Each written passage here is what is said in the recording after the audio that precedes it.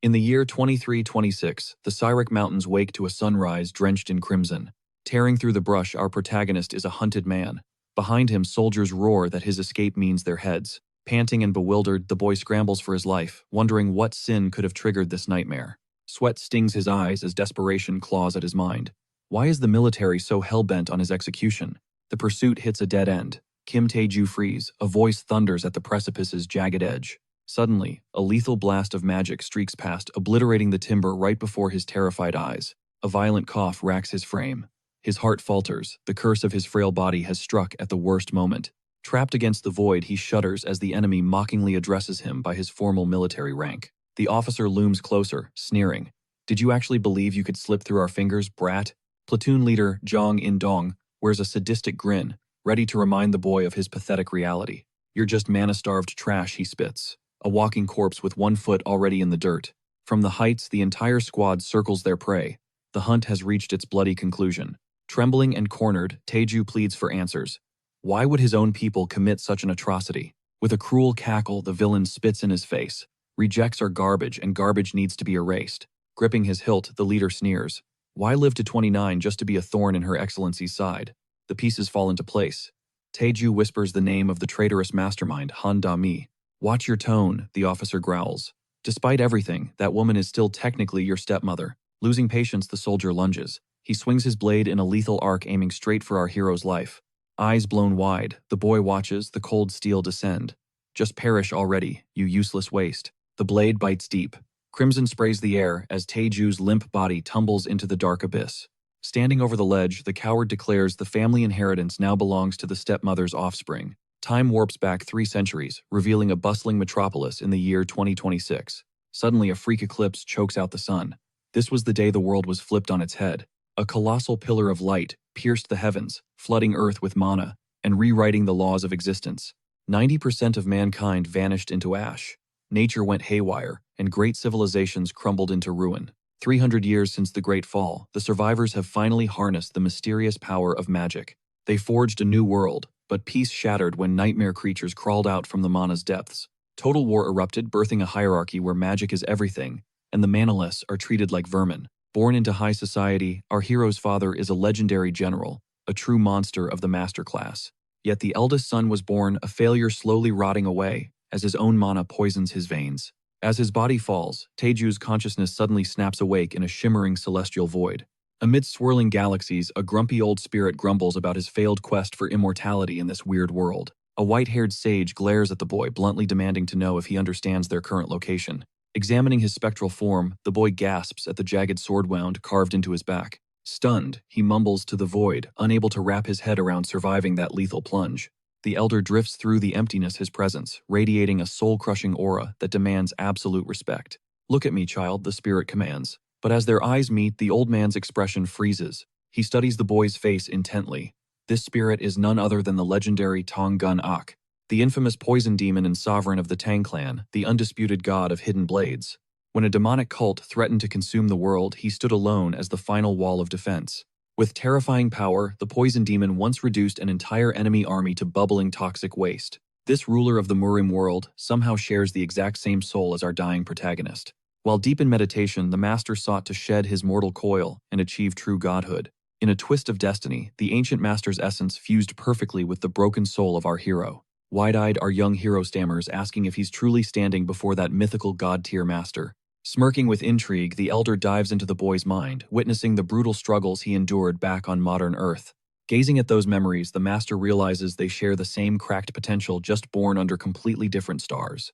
Rage and pity swell within the old man. He realizes this kid was treated like straight garbage his entire life, all because he was labeled a mana reject. Finally seeing the full picture, the poison master proclaims that this void is their shared consciousness. Staring fate in the eye, the elder chooses to bestow every ounce of his savage wisdom and experience onto the boy's soul. With deadly conviction, he vows that mastering these forbidden arts will flip the script. Hope blazes in our hero's eyes at the promise that he too will reign supreme over his world. Suddenly, a white-hot flash erupts, permanently welding their two lives together. One final echo of advice lingers as the master's voice fades. Use this newfound strength to live exactly as you please. With a final blessing, the master vanishes into the void, leaving our protagonist's destiny entirely in his own hands. Returning to reality, the boy whispers the master's name, his blood-caked eyes snapping open in the dirt. Shaky and broken in the pitch-black woods, he realizes this was no fever dream. The power is real. Ancient martial secrets flood his mind while agonizing pain screams through every single nerve in his body. Tightening his bloodied fists, he battles to stay conscious, dragging his shattered frame through the mud and filth. He needs to move fast to escape this death trap of a thicket, teetering on the edge of the abyss. The kid triggers a forbidden skill fueled by toxins. By a pure stroke of fate, he spots that the surrounding soil is choked with the region's most lethal and venomous weeds. Like a total maniac, he scoops up a handful of poison and jams it straight down his throat. Gnashing his teeth through the agony he swallows, the filth driven by a desperate will to keep breathing. Slipping into a trance, he begins refining that fatal venom into raw, pulsing martial energy inside his broken shell. Redlining the technique, a toxic green aura erupts, finally shattering the invisible shackles that branded him as a piece of trash. With glowing, predatory eyes, he vows to survive and repay this pain tenfold, starting with that scumbag captain. Nearby beams of light cut through the trees as soldiers hunt for his corpse. Desperate to confirm their target is actually dead, the squad pushes through the dense, shadowy undergrowth. The troops creep forward cautiously but find no sign of a body. Suddenly, a soldier's voice trembles in terror, as his light reveals the boy standing tall and alive. Panicked, the men stumble back, blinded by their own fear. They're absolutely shook, wondering how the hell he's still breathing. Then they sense a terrifying change. The boy's entire energy has shifted. Confronted by this eerie sight, they wonder if his mana is surging. As toxic energy swirls around our hero, the captain barks out in shock. How could a reject do this? He screams for his men to kill him now, but then a wave of venomous power detonates, completely obliterating the chains of his past. Slowly lifting his gaze, our main character stares down his enemies with a gaze that promises death. In a flash, he draws a shadow-slicked blade. Driven by pure vengeance, his face twists into a mask of terrifying bloodlust. Suddenly, he blurs forward like a lethal shadow, slicing the air. The soldiers freeze, eyes wide as saucers with no time to react. Staring at his own palms, the boy is stunned. True internal power finally surges through his veins. He squeezes his fists, feeling the crushing weight of his new strength. Ready to clap back, he declares that it is time for payback. With ice-cold calm, he greets the Lieutenant Jiang, long time no see. The villain sneers, laughing at the boy's confidence. After all, he doesn't even have an awakening mark. Brushing off the trash talk, the boy just muses about how pathetic this awakening system really is. Marks show power from user to master, but since Jiang is just a bottom-tier initiate, he's nothing more than a third-rate scrub compared to ancient warriors. Sensing his weakness, our hero mocks his strength, sending the coward into a blind rage. Jiang unsheathes his blade for combat, screaming insults. Shrouded in toxic green mist, the boy warns that every debt will be paid in blood. The officer scoffs, asking if the fall scrambled his brains. But his ego can't handle the disrespect. So the lieutenant orders a total swarm, vowing to end the kid for good as he drops into a stance.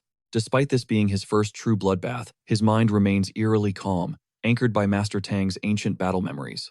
A veteran's ironclad resolve surges through his veins, a sharp contrast to the world that once branded him a magicless failure. The poison demon's legacy is etched into his very soul. With razor-sharp focus, he mutters a promise to dominate this fight. Unleashing a lethal strike, he invokes the poison blade technique, launching a monstrous arc of emerald death at his foes. The toxic gale rips through the air, slamming the squad with raw force, and sending those low-level thugs flying like ragdolls. They collapse instantly.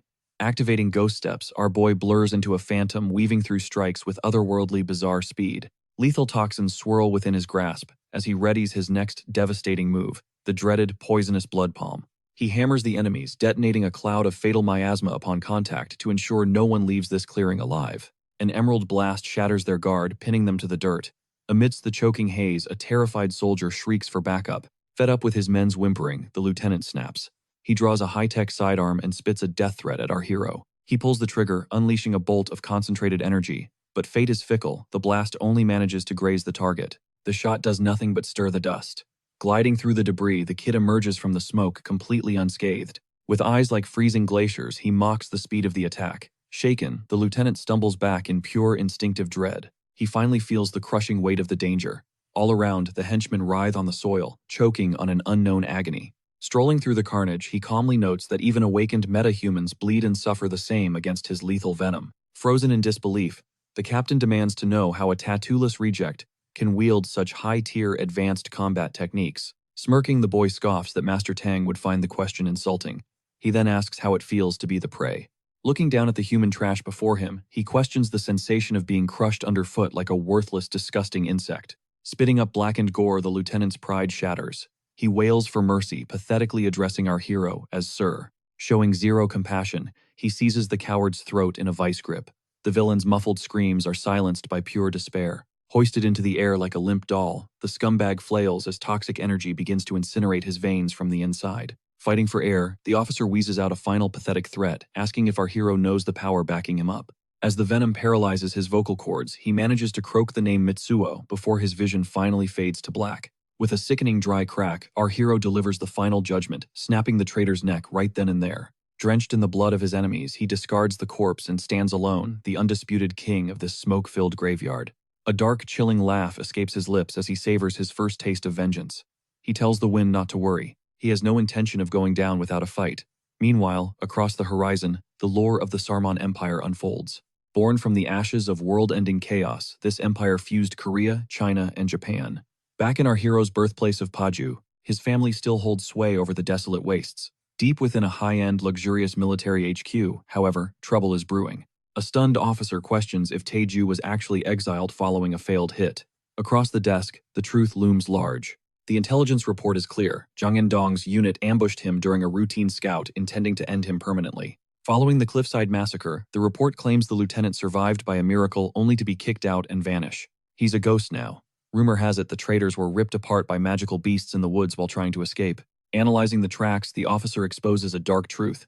The hit was ordered by mercenaries with deep, treacherous Japanese ties. The general's face remains a mask of stone, though he's clearly not pleased at all with this revelation of betrayal. With a weary sigh, the boy's father realizes the culprit. His own wife, Mitsui, has been pulling the strings all along. Honda Mitsui, an elite Japanese heiress, and the ultimate wicked stepmother, has always craved our hero's head on a platter. She wants him buried, so the lucrative Paju territories can fall directly into the hands of her own biological offspring. She waited years for the failure to die, but at 29, his refusal to perish finally drove her to total madness. She finally sent her family's assassins to finish the job.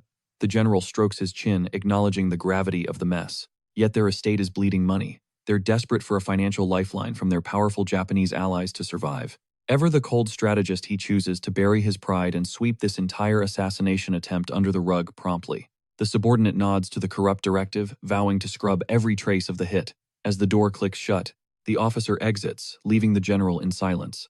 This excuse of a father then tries to rationalize his spineless, cowardly act. He tells himself the defective son was destined to die from mana overload regardless. It's better this way, he concludes. Burying a crime to shield worthy heirs is better than warring for a cursed son. Sealing his abandonment from the window, he vows never to search for the boy. Disappear and rot, he warns, if you want to survive the Empire's edge.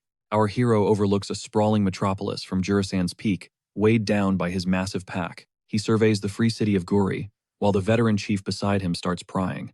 First-time kid, the stout man chuckles, mocking the rookie's obvious inexperience. Centuries ago, Guri was a sleepy Korean village, then Mana rewrote reality forever. Since Jurasan swarmed with monsters, the government scrapped taxes on all magical artifacts. Post-liberation mercenaries from across the globe flooded Guri chasing easy coin and fame. Now Guri is an economic juggernaut, crafting 20% of the Empire's entire arsenal. Despite the gold, the veteran warns our MC this city is a playground for killers. Ready to move, the captain barks for the squad to lock in and head out. Tightening his gear, the boy nods, silently plotting after surviving that spineless military ambush. Homeless and hunted, he vanished into a rainy night, severing every bond to survive. To evolve, he donned a porter's disguise, the ultimate camouflage in the monster-infested wilds. With the Emperor's influence fading here, his family will never track his shadow. Jurasan's toxic flora and venomous beasts are the perfect lethal sandbox for his hidden training. He's mastering martial arts, a surreal concept, yet he trusts the power in his blood.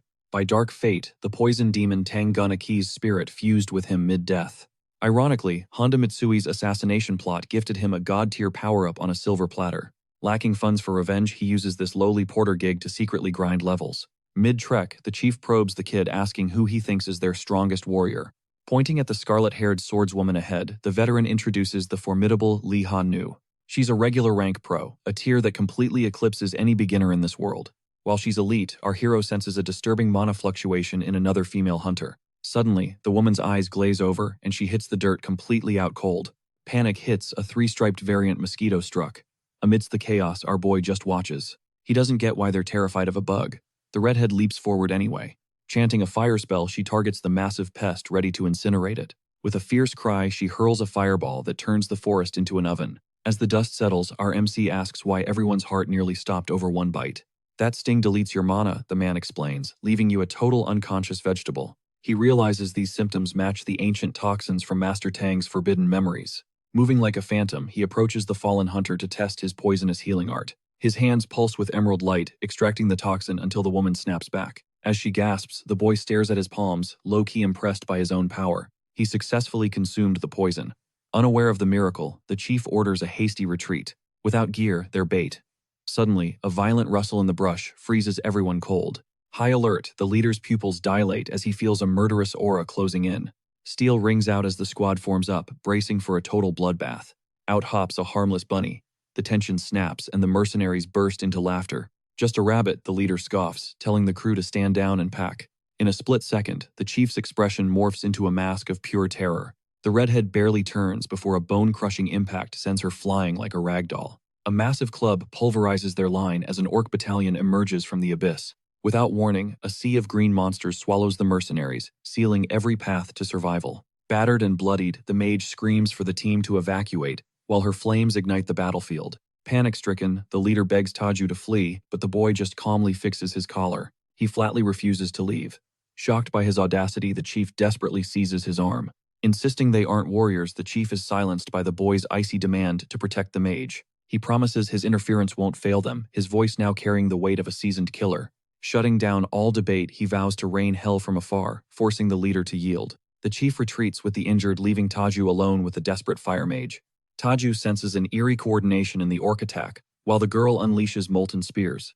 As she commands them to incinerate, she spots a massive beast breaking through their final defense. It ignores her flames, stomping toward the civilians with murderous, single-minded intent. The creature lunges to slaughter the group, fueling the mage's fury for one last strike. Roaring a challenge, she summons a towering firewall that halts the monster's charge. The brute is incinerated instantly. Thick smoke rises, veiling the chaos of the bloody battlefield. Her blood runs cold as a massive shadow looms behind. Suddenly, Taju bellows a warning. He screams for her to drop as a second orc emerges, axe raised to kill. The blade descends. Suddenly, the scene shifts beyond time into the legendary immortal realm. Floating islands and celestial peaks reveal the paradise where the Poison Master now resides. Overlooking the horizon, Old Man Tang reflects on the month past since his divine arrival. He smirks, knowing his ascension was only possible through his soul bond with young Taju. Blending mana with ancient wisdom allowed him to finally shatter his mortal shackles. He achieved the immortality he hungered for, yet his expression suddenly twists with malice. His fist tightens until veins bulge, his heart overflowing with a sudden surge of hatred. He snarls that this paradise is actually a cage for pathetic, wretched gods. Laughing maniacally, he gestures toward the sky, where gods clash in eternal, mindless war. It's a madhouse for legends, where world-shattering strikes echo between the floating islands. Tang mutters about their terrifying speed, letting out a heavy, frustrated sigh. He spent a lifetime seeking peace, only to end up in a cosmic slaughterhouse. Still, he finds a silver lining. This prison at least tethers his soul to Taju. Gazing into the void, the old master softly wonders how his successor is faring below. Having become a supreme lord, he prays the boy finds happiness amidst the carnage. To survive this madness, the boy must master the seventh star of their secret art. He must grow quickly. A bittersweet, nostalgic smile crosses the old man's weathered face. Dreaming of their reunion, he vows to scout the heavens for forbidden new techniques. Suddenly, he ducks a stray boulder. The master explodes in rage at the disrespect. He roars at a mage for underestimating him, his laughter echoing with pure insanity. Swearing to crush the intruder, he charges forward. Meanwhile, back in the mortal world, the orc crashes through the fire, letting out a guttural snarl as it strikes. A command rings out for the mage to duck as the axe carves the air. Sparks fly as the blade narrowly misses. The girl curses her slow, panicked reflexes. Suddenly, emerald energy pierces the brush, slamming into the orc at hypersonic speeds. The beast is blown back, sparing the mage. Taju slides in with effortless style. Prepared to show them true power, he whispers. It's time to test his masterpiece. It's his wide-range hidden weapon art. Dozens of glowing coins erupt from his palm. They shred through the orc horde like paper-piercing bone in a blinding flash. A flash of steel obliterates the entire orc battalion. In under 1 second, the metallic storm purges the field. Thick silence and the copper tang of blood linger. Following that blinding strike, the boy touches down gracefully. Spent coins clatter onto the soil. Stunned by his own lethal prowess, he admits he never intended this total annihilation. One strike was all it took. Honestly, it felt incredible.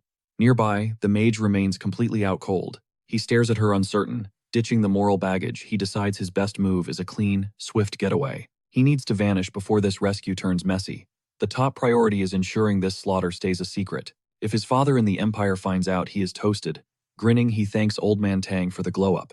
Just 30 days ago, his life was trash.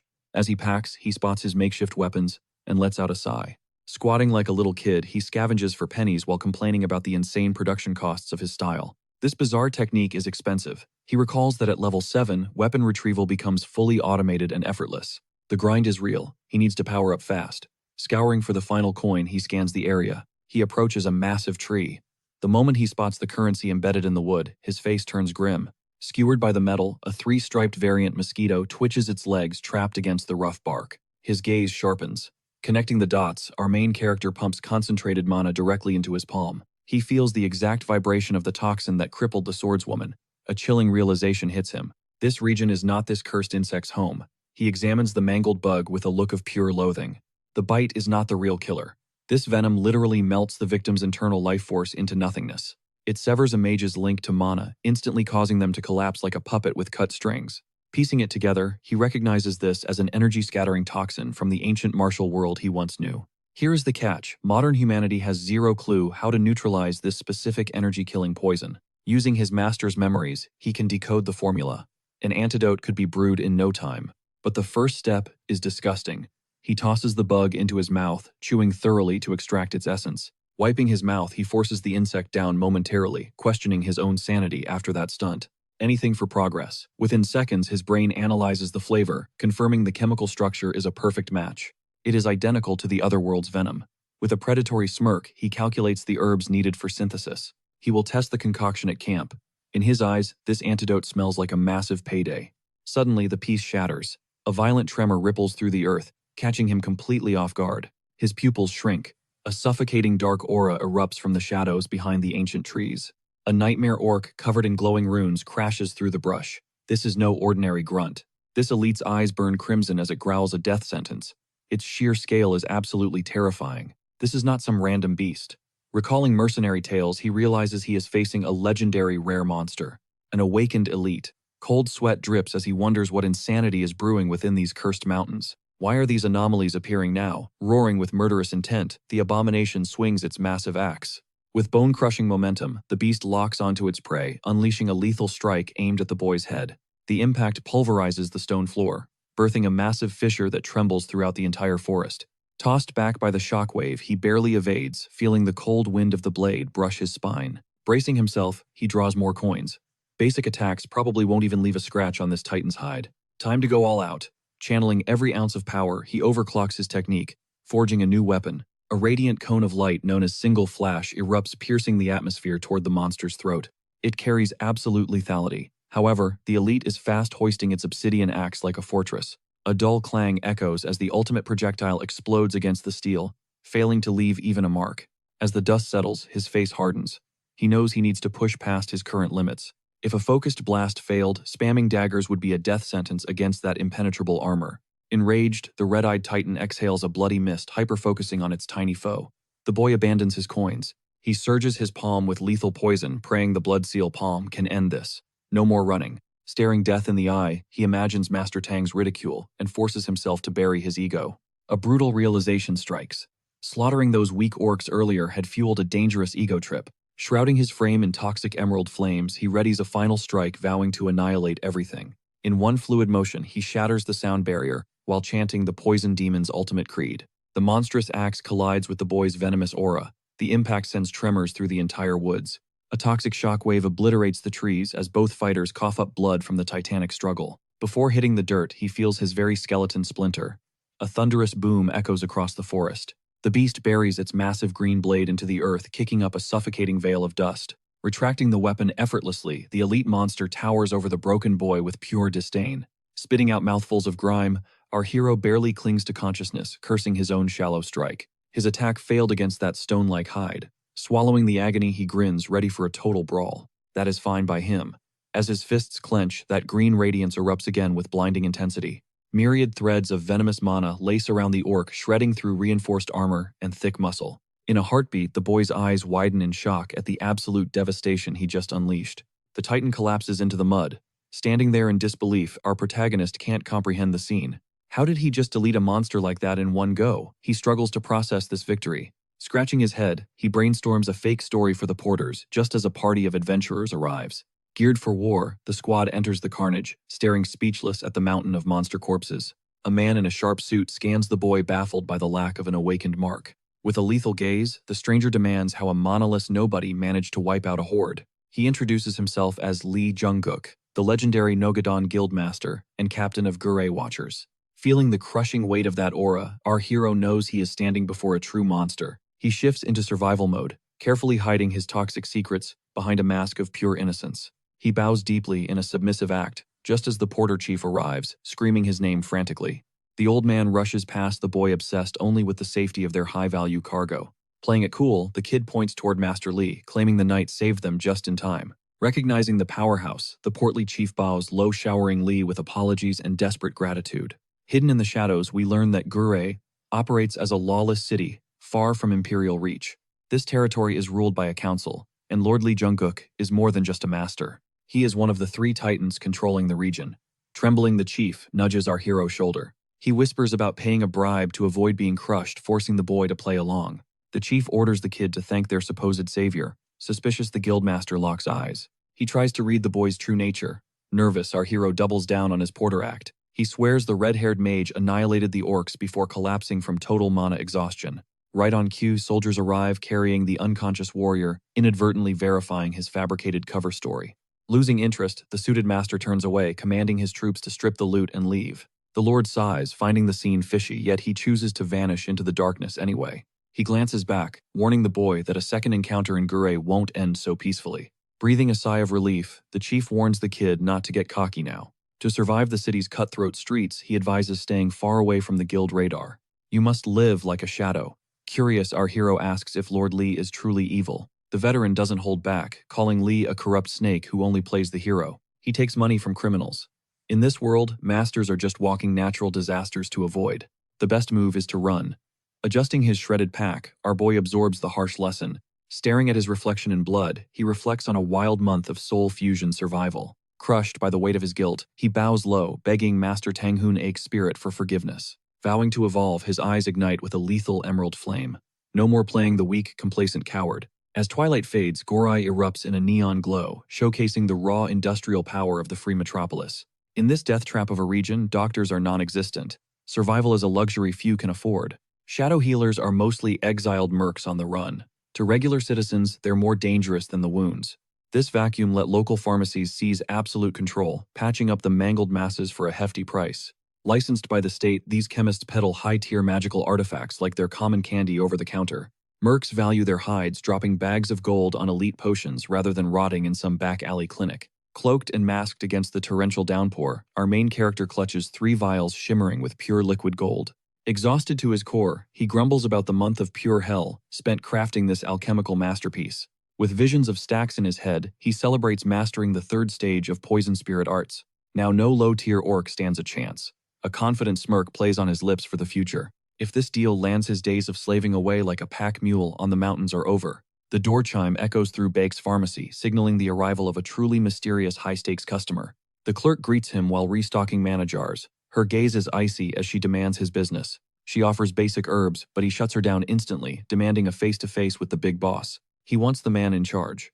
Taken aback by his sheer audacity, the receptionist's eyebrows shoot up. Confused by this drenched kid's vibe, she hesitates. Meanwhile, a silver-haired elder watches from the shadows. Stroking his beard, the veteran pharmacist analyzes the boy, trying to calculate the motive behind the mask. Stepping forward, Baek Hongpeo claims his throne as owner. Talk, he commands, and make it quick. Camille stands tall, cutting through the fluff. He's not here to buy. He's here to sell something lethal. The old man groans. Every day, some random rookie thinks they've discovered the next legendary elixir.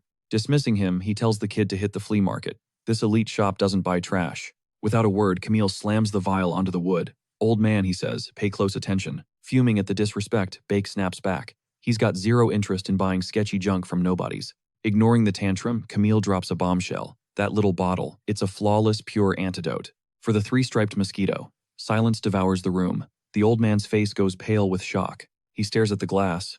He knows the truth that cure doesn't exist anywhere in the Empire. Switching to salesman mode, Camille explains it's a preventative strike, a vaccine that shields you from the venom. Spinning the vial, he promises 10 hours of absolute immunity. Hunters can raid nests without breaking a sweat.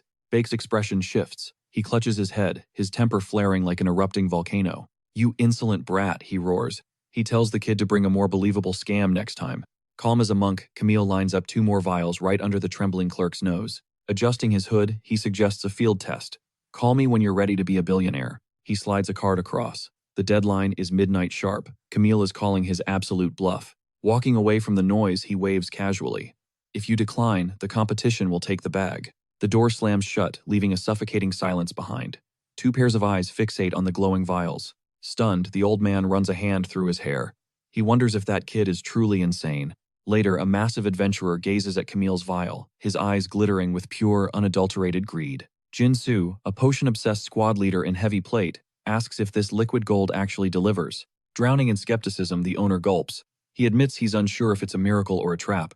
Hooked by the hype, the knight lunges forward, snatching the brown bottle from the wood. Chuckling at the chaos, he declares, "There's only one way to test this supposed green miracle. This is the moment of truth. Will this alchemical masterpiece survive the brutal streets of Metropolis?" He readies the draft, desperate to find the cure the entire empire has been praying for.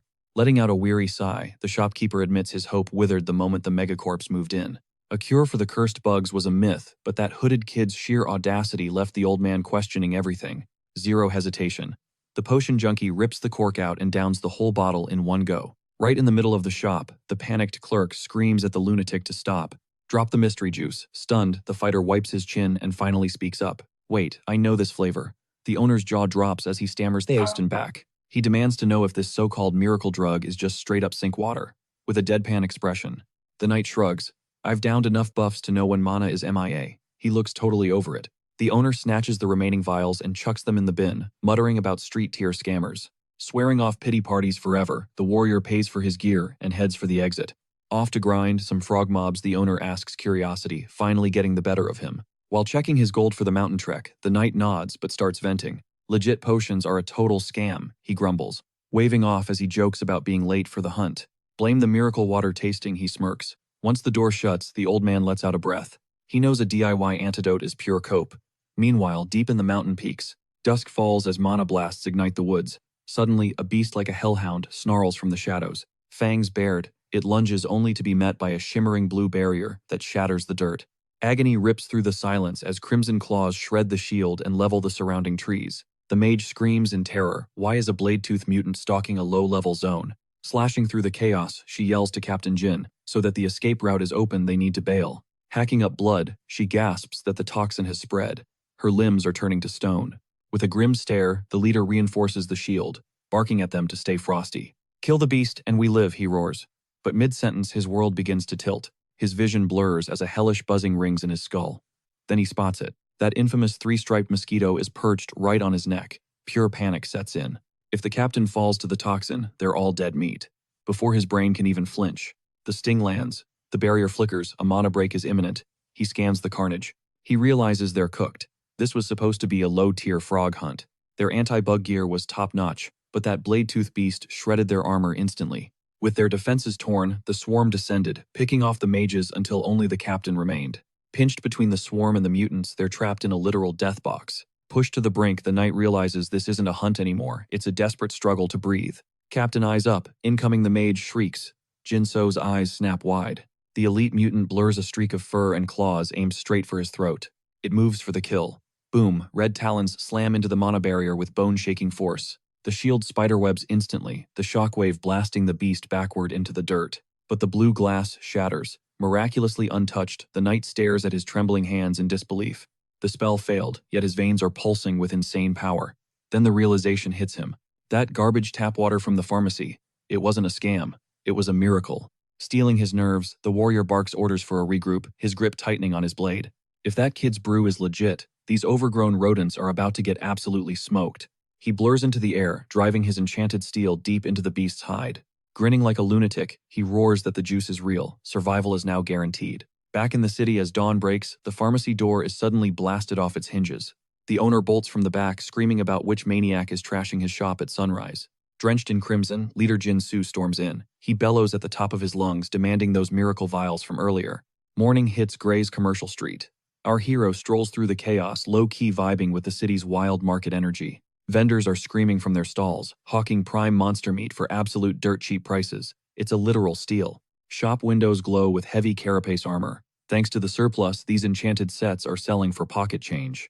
Raised in the shadows of the mountains, this kid finds the city electric. He smirks under his hood, feeling accomplished. Finally, a well-deserved break. His poison art just hit level 3, granting him the finesse needed for top-tier crafting. Potion brewing is finally a go, but that intense grind completely drained his poison core, leaving him totally gassed. He needs 24 hours to recover. Fast forward, he's now sitting pretty in a high-end luxury penthouse. He's finalizing contracts with the pharmacist internally, laughing at how fast things moved. The old man is pure business. The cranky geezer flips the script. He wants every single drop of inventory. Sipping coffee, our boy just smirks. He asks if that antidote really pulled off miracles up in the mountains. The owner is beyond hyped. This cure is a game changer for hunters, the man admits, clearly kicking himself for ever doubting the kid. He showers the boy with praise, calling him a straight-up genius. He truly missed the hidden gem right in front of him. Pivoting to the real money, he asks about the inventory volume. The answer hits him like a freight train. 60,000 vials. Ready to ship. With a sly grin, our hero warns that if those sell out, he can pump out more without breaking a sweat. Scanning the insane contract, the old man realizes something huge. Making one costs 10,000 and one, but he's charging 50,000 per unit at retail. Pure profit. He stifles a laugh. He actually spends less than 101 using simple mountain weeds. Easy money. Acting like the deal is fair, he does the math.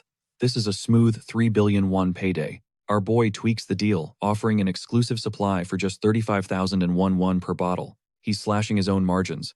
Baffled by this move, the old man asks why he'd intentionally leave money on the table. Peeking at the man's history, our hero reveals he knows the pharmacist secretly funds Gurai's main orphanage. He's trading his profits for the kid's sake. Holding the contract high, our protagonist makes one final request. He just wants a secure workshop in-store to brew in peace. The old man is touched by the kid's character. They shake on it. It's a divine miracle. They're about to get filthy rich while saving the freaking world. Contract signed and pockets heavy with cold hard cash, our hero struts down the main drag of Gurai. Ducking into an alley, he spots high-tier gear he could only dream of back when he was a broke porter. Out of nowhere, a bald blacksmith starts hollering, trying to hustle his latest blades to our main character. Our boy looks back, eyebrow raised. He's low-key surprised this guy singled him out of the massive crowd. Flexing his massive arms, the vendor swears his forge is the best. He tells our hero not to bother looking elsewhere. Laying it on thick, the buff blacksmith even throws a cringe compliment, calling him a handsome fellow. He offers a special discount. Weirded out, the kid instantly shuts him down. He doesn't need a thing. Before he can bail, the vendor's hand clamps onto his shoulder like a steel trap. The guy tries to drag him inside, insisting it's just a quick look, no strings attached. With a cold glare, the boy stands his ground and shoves the giant's hand off with terrifying ease. Shocked by that raw power, the vendor realizes this kid is packing internal energy worthy of a 3-star master. Intrigued by the smith, our hero enters and begins inspecting the blades on the rack. As he studies the shimmering steel, his eyes glow green. He realizes the craftsmanship here is flawless. He changes his tune. The bald guy wasn't capping this shop, actually stocks some high-tier gear. Feeling confident, he asks the smith if he can handle a custom order for 100 units. Sliding a sketch across the counter, he asks for willow leaf daggers, an incredibly rare find in this era. The blacksmith frowns at the design. These blades are way too small for any standard combat style. Our boy smirks, asking if it's too hard. The smith beats his chest, it's a piece of cake. But there's a catch: they need mana steel to deal real damage, and his stock is running low. Crunching the numbers, he quotes a price of 250 million won for the materials and labor. Gulping, the kid locks in the $1 million deal instantly. He realizes Master Tang's legendary arts devour cash at a terrifying pace. Closing the deal, our protagonist drops his address and exits, gear secured.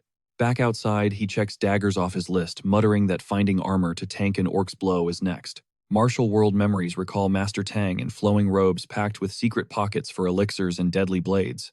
Yet rocking ancient robes in a modern metropolis, he just looked like some delusional high-tier cosplayer. Talk about main character syndrome. Scanning shop windows, he searches for modern threads, capable of concealing his lethal arsenal. Suddenly, a high-end mannequin catches his gaze. Across the road, a fox-eared salesgirl distributes flyers hyping a fresh drop of elite monster hide coats. Seeing a sleek trench coat, he spots internal pockets, ideal for stashing his poison vials.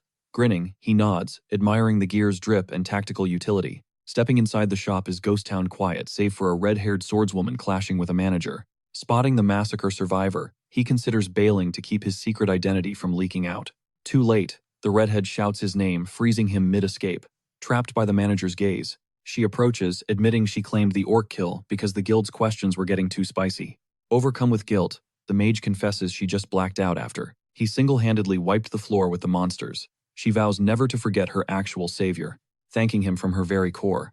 Relieved she's keeping it low-key, the boy nods. Awkwardly dodging her gratitude, he shuts it down, telling the redhead to just chill out. He only hunted those orcs to field test his poisons, not play hero. Exhaling, he wonders if he's even worthy of thanks for an accidental rescue. Suddenly, the vibe shifts. As the manager snaps, her fingers screeching at the mage. Shaking, the redhead begs her boss for forgiveness. Stammering with a low bow, she pleads for the entitled wealthy customer's patience.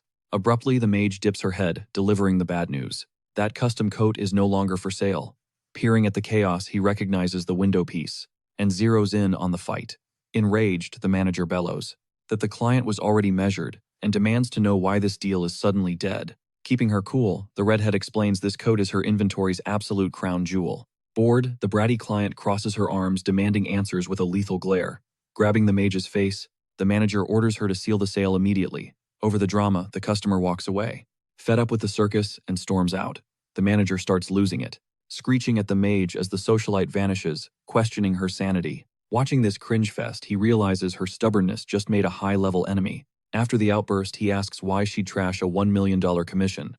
Grinning wide, the mage drops a cryptic clue, teasing that he's a bit dense. Baffled, he insists nobody has ever called him slow before. Smirking, she dismisses him, shocked he hasn't caught on to her true motive yet.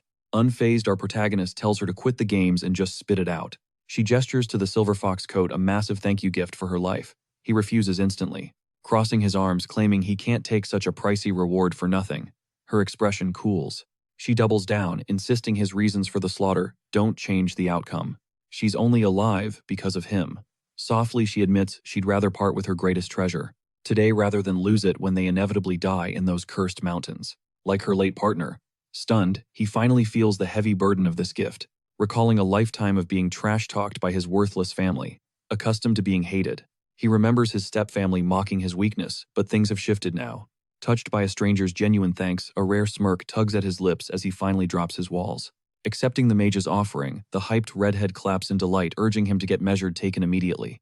Before his mind wavers, the scene shifts to a dimensional utopia, where an immortal lets out a massive sigh. He screams into the void about his agonizing boredom. Munching on mystical herbs, the legendary swordmaster swings his feet from a cloud, while the geezers below drone on about boring enlightenment. Pulling back his snowy hair, immortal Dongjin roasts the celestial realm for being a complete snooze fest.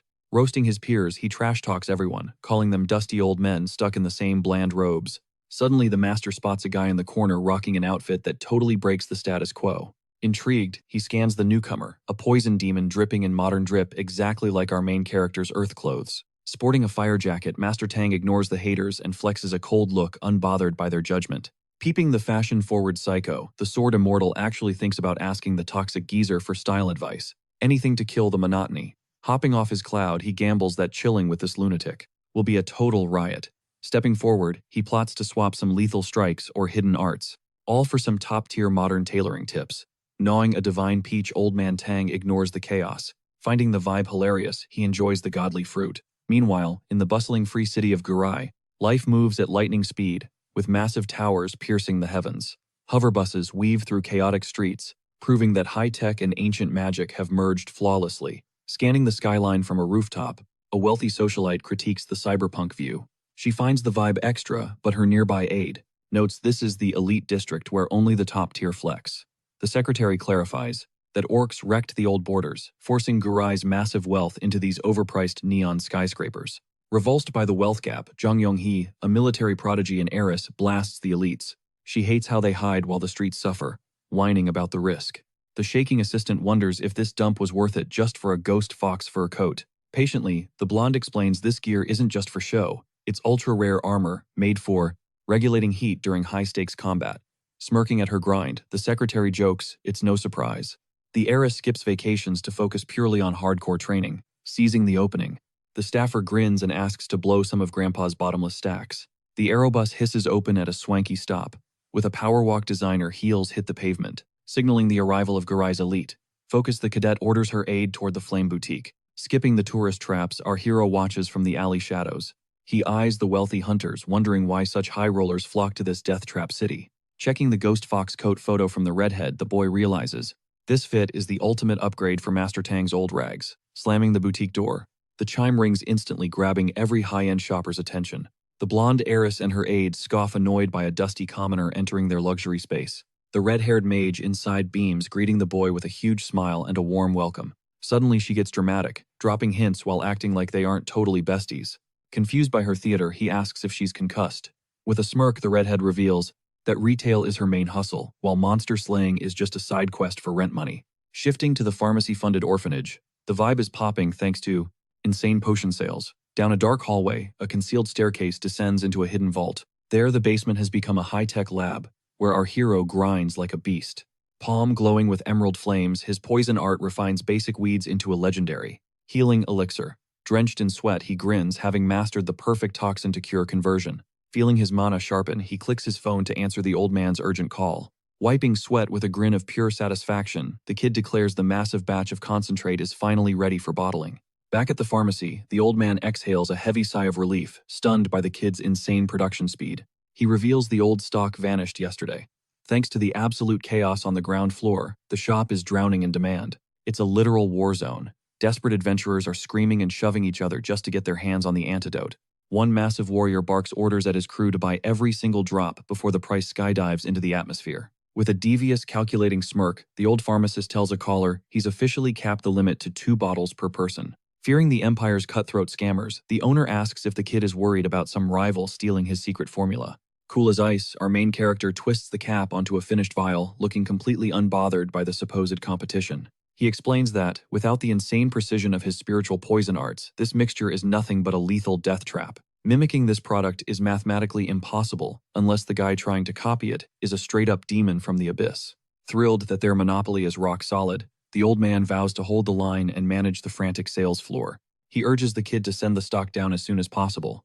Hanging up, the boy groans in pure frustration. Bottling this stuff is a total drag. It takes way longer than actually casting the high-tier magic required to brew it. Meanwhile, in the chilling shadows of the basement, 2 curious orphans creep toward the heavy locked door of the workshop. With trembling eyes, the boy whispers that everyone upstairs is terrified of the legendary ghost haunting this crate-filled cellar. Swallowing his terror, he steps forward, claiming he's going to personally exorcise whatever spirit is squatting in their base. His hand shakes as he grips the frozen metal handle. A haunting creak echoes through the dark hall like a scream. As the door swings wide, a thick plume of toxic green vapor explodes outward, revealing the main character's drenched, terrifying silhouette. Shrouded in darkness, with his eyes glowing, a sinister purple, the boy lets out a raspy, otherworldly mumble. Paralyzed with fear, the children let out blood-curdling screams, scrambling across the floor to escape the stinky phantom. They bolt up the stairs in a blind panic, sobbing to everyone that a vengeful evil spirit has claimed the basement. Exhaling a weary sigh, our main character grumbles about the stinky ghost nickname, finally realizing he looks and smells like a total disaster. Hygiene is now top priority. Later, at the guild, the portly leader is pacing frantically, nearly having a midlife crisis. He's got a massive raid scheduled, and is begging the kid to cover his tracks, so he isn't marked late. Now, rocking a fresh shirt, our main character knocks on the office door. A sharp female voice immediately commands him to enter. Inside, a stunning woman in a sharp suit eyes him professionally, asking if he's the legendary Kim Tae-gyu everyone's talking about. She mentions her father. The pharmacist briefed her on their massive multi-million-dollar partnership that is about to change the game. Stunned by the family tie, the kid offers a polite handshake, sensing that this business deal is going to be smooth sailing. Smiling warmly, Baek Seo-yeon, who also oversees the orphanage, returns the gesture, praising him for his legendary grind. She rubs her neck with an awkward laugh, mentioning the kids are currently losing their minds over a basement boogeyman. She came down to investigate the rumors herself. Pivoting to business, she reveals a massive, heavy wooden crate for him. Stamped with the MX Workshop logo, the box holds the high-tier melee weapons he has been dying to get his hands on. His eyes practically glow as he reads the label. He thanks her profusely. These blades arrived exactly when he needed them. With a playful smirk, the boss's daughter pinches her nose, teasing that he should probably shower before unboxing his new toys. Flustered and dying of embarrassment, the boy makes a tactical retreat, waving goodbye as he flees the scene. Even the kids in the hallway scatter like he is a monster. Safely in his room, he rips the tape off with his teeth. He's laser-focused on the masterpieces that cost him a literal fortune to commission. He slowly lifts the heavy lid. Before him lie 100 flawless daggers gleaming with lethal intent.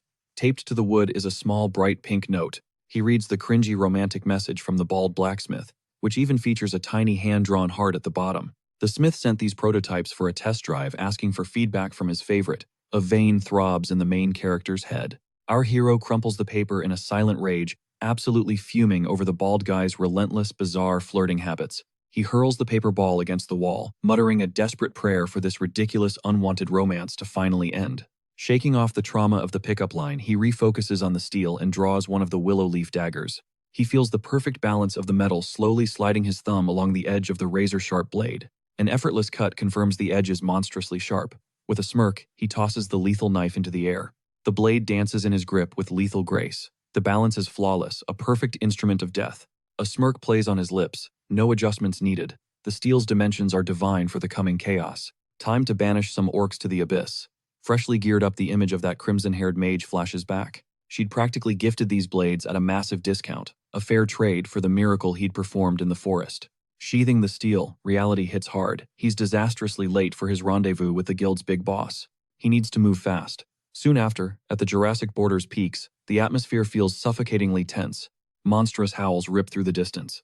At the tactical camp, soldiers are already sweeping the perimeter with bared steel. Ready for the bloodbath in the infested zone, the kid strolls in casually, hands in pockets, hailing Chief O. Acknowledging his arrival, the stout leader waves enthusiastically, shouting his thanks for the boy's clutch appearance. With a firm handshake, our MC flashes a charming grin, vowing to give 1,000% to this hunt.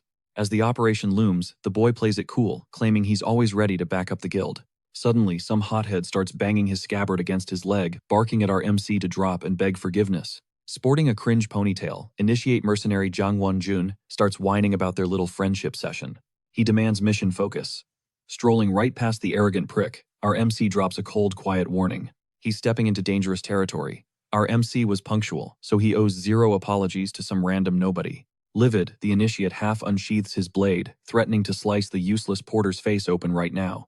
The guy lacks even a basic mana tattoo. Bored out of his mind, our boy ignites a green aura. Fighting the urge to decapitate this clown, the chief leans in and whispers frantically to our hero. He begs him to ignore the insult. If this contract flops, the cancellation penalty will bankrupt the guild. Eyes shut tight, the kid stands down. He mumbles a hollow apology, swallowing the disrespect for the chief. Thinking he's the alpha, the warrior slams his sword back home and orders the group to start marching. He tells the boy to thank his lucky stars he's still breathing as the squad pushes into the woods.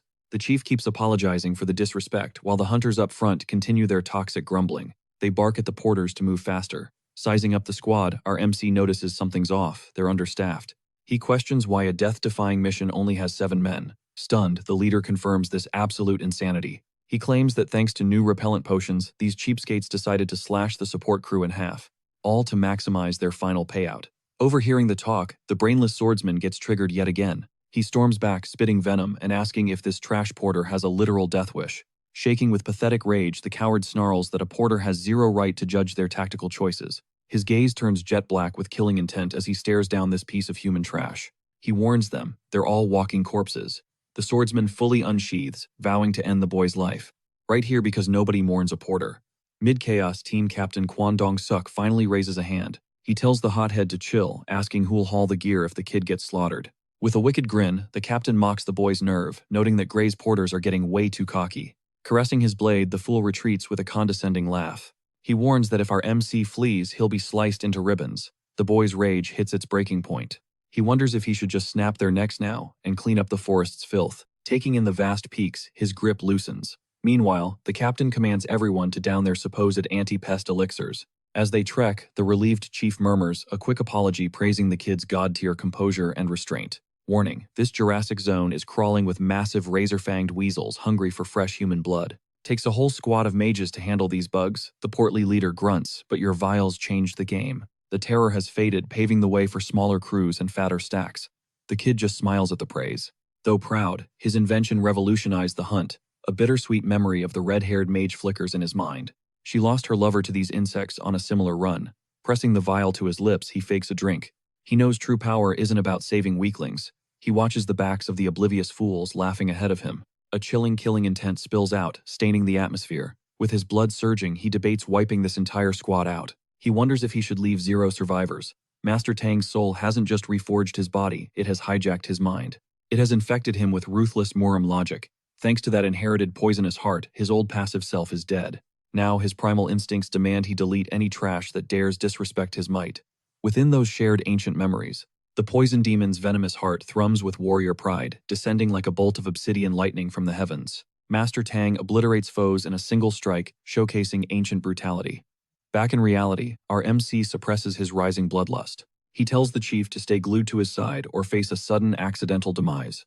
He's done with their antics. The boy warns in a low, somber tone that he isn't playing. The chief gulps as the air turns impossibly heavy. He already felt a monstrous, murderous aura locking onto the arrogant expedition from the dense forest shadows. Flashback to the Murim, the Zhuge clan is engulfed in a sea of fire during a brutal total slaughter. The poison demon strides through the smoldering ruins, leaving absolute annihilation in his wake. The broken family patriarch finally kneels. Spitting up blood, he gazes at the master of blades with pure, unadulterated horror. The old man screams in hatred. He demands to know what madness drove Tang Gun to exterminate an allied clan of the light. Tang just laughs.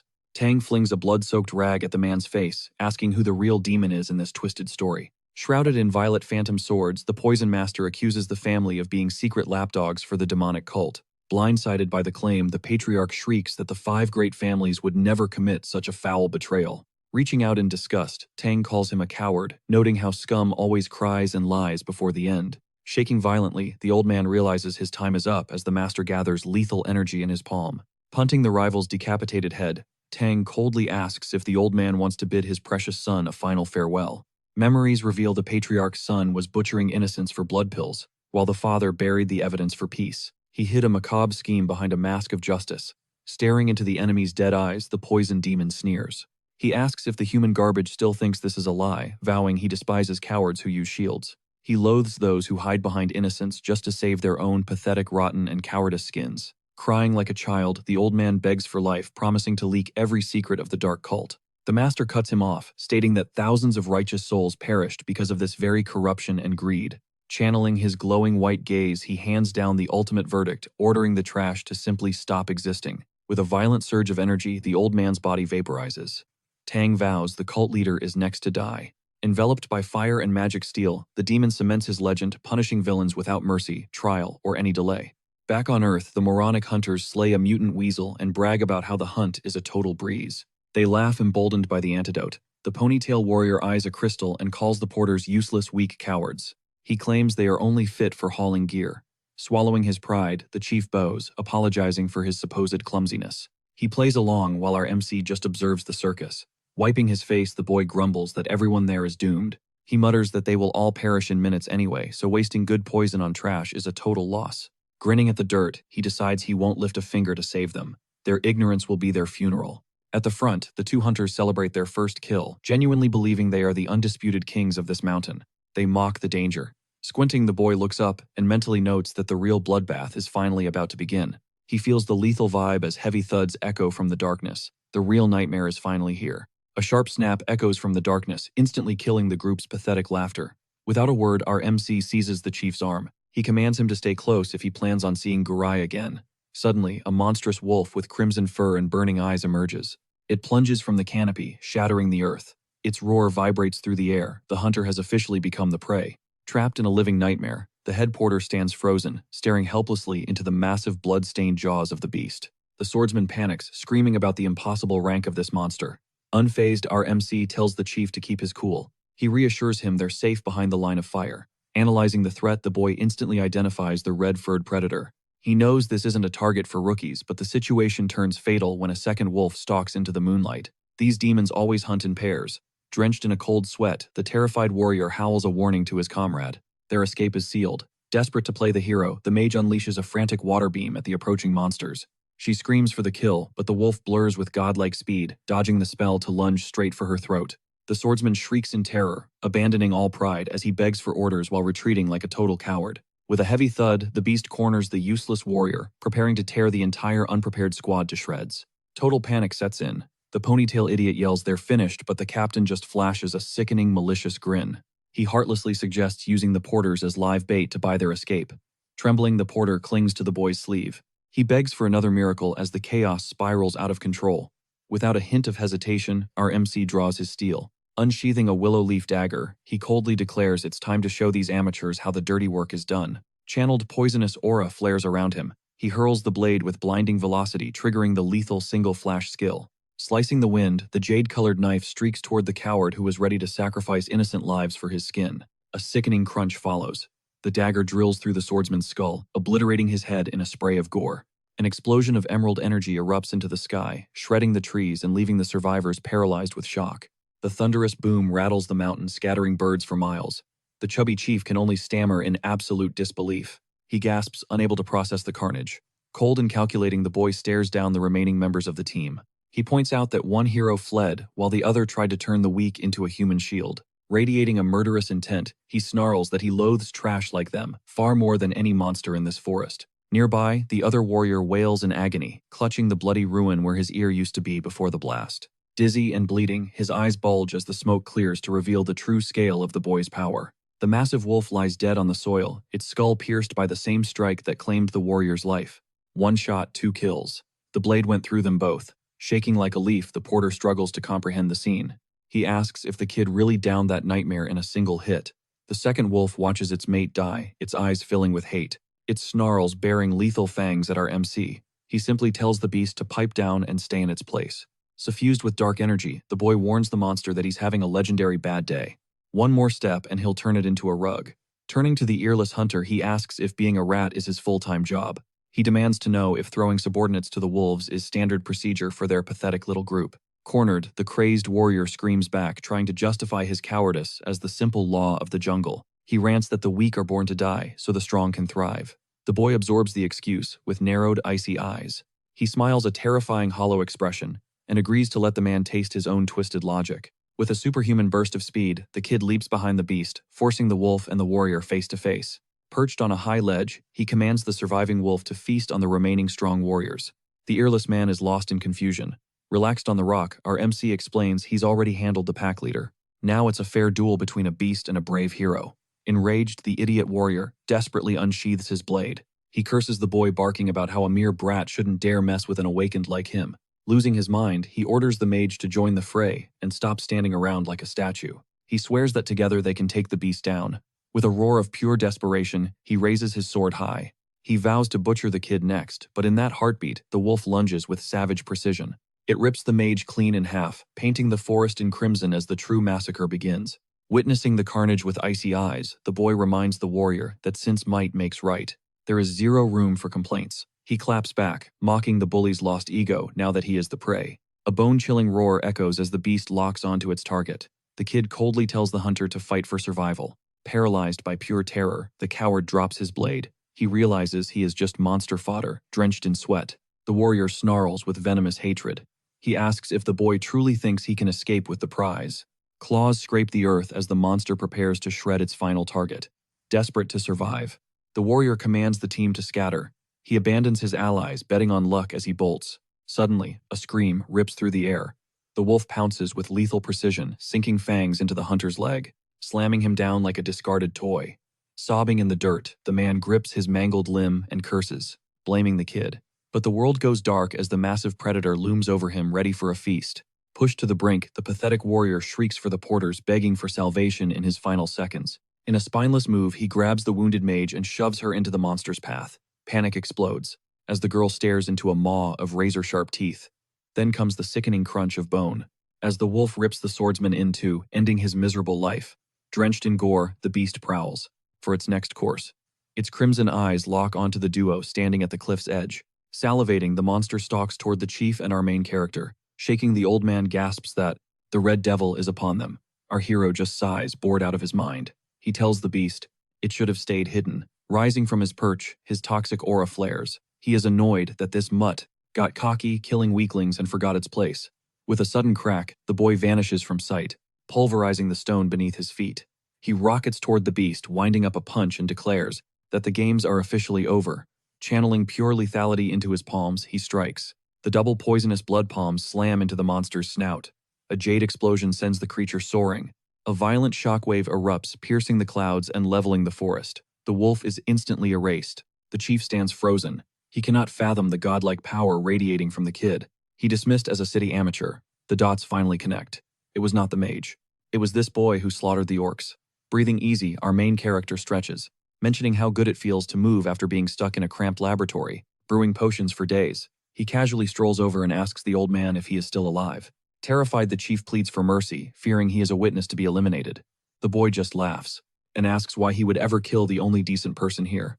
Offering a hand, he helps the man up and checks for injuries. Relieved the chief is safe, he asks for a small favor. With eyes glowing with a demonic red hue, the boy's voice turns haunting. He demands that everything stay buried on this mountain.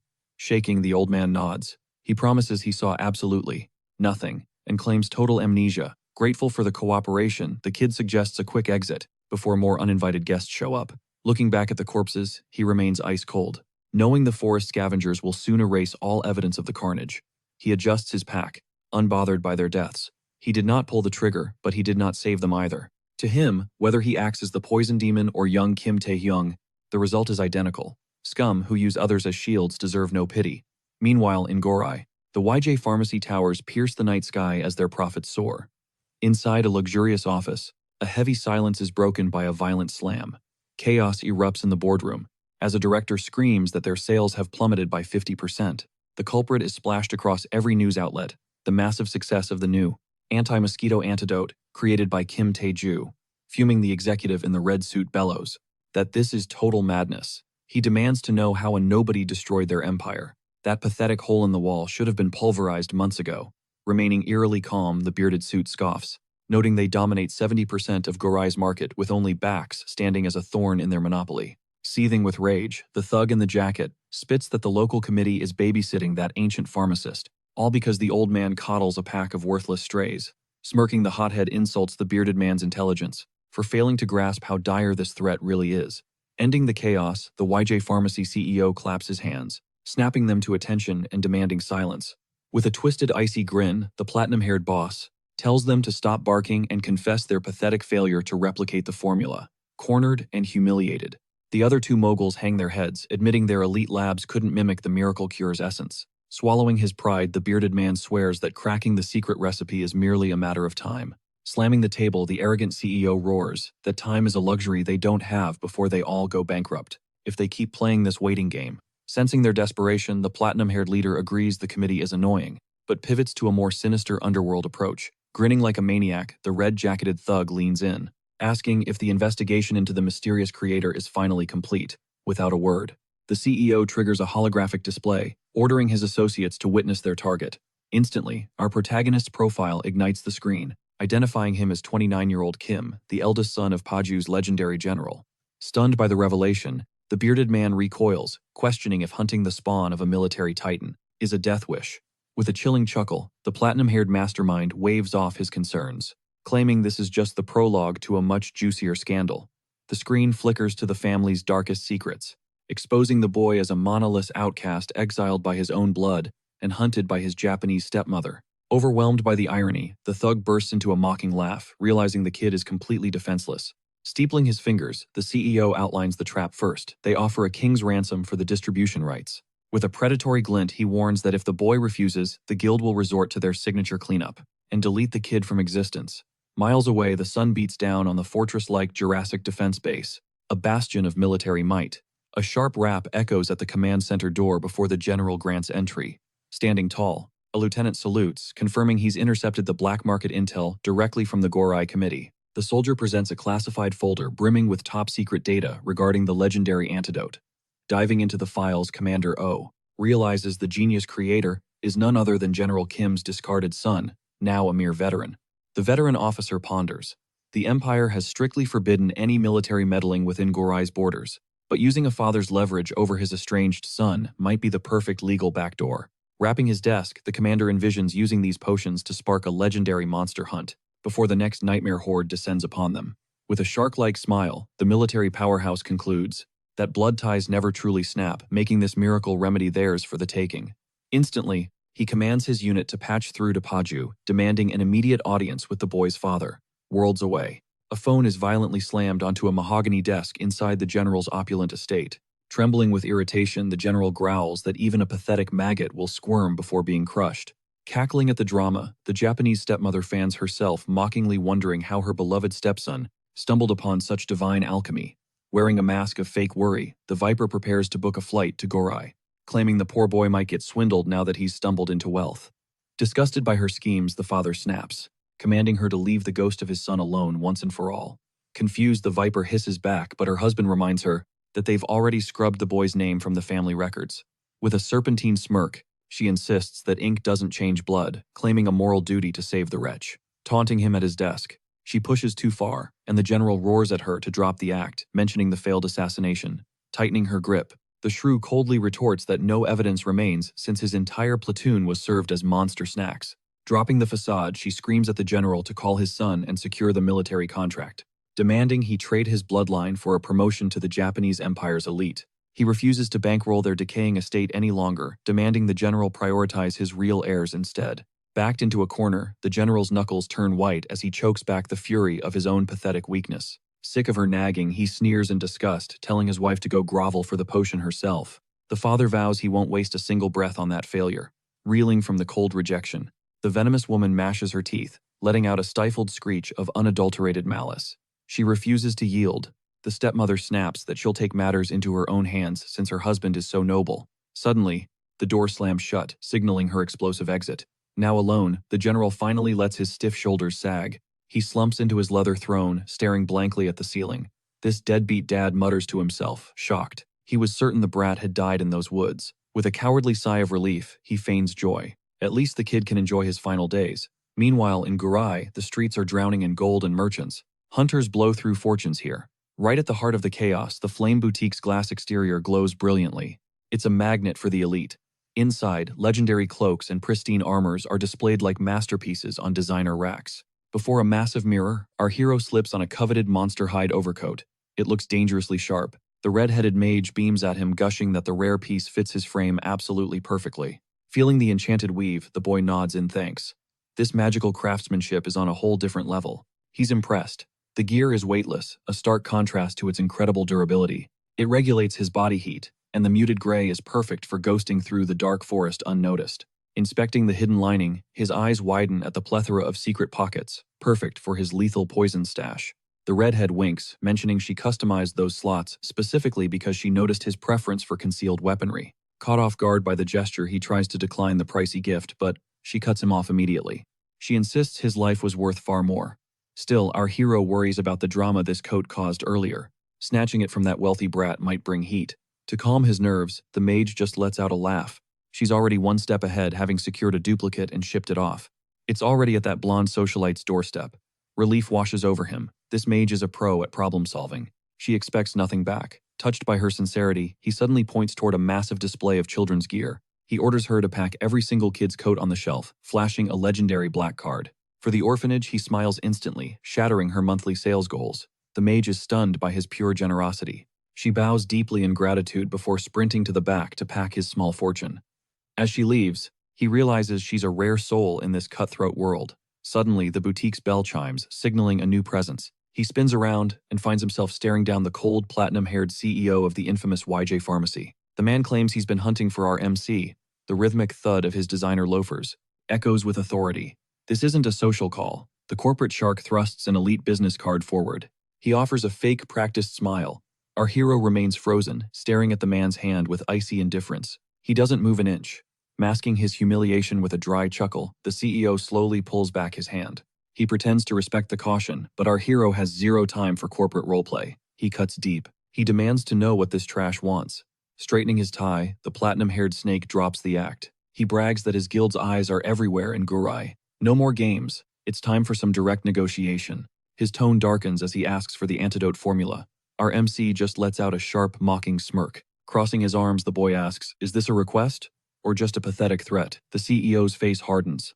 "For now, it's a favor," he growls. Our hero's response, a cold, unwavering no. He turns to leave. The CEO pleads offering triple the gold and covering all penalties, but the kid refuses to sell his soul. Desperate, the man shouts an offer of $5 billion, but our hero just scoffs at the lowball bait. "Would you sell a gold mine for spare change?" The CEO seethes, his blood boiling at the public humiliation. He draws himself up, hissing that the boy's life in Gurai is about to become a literal nightmare.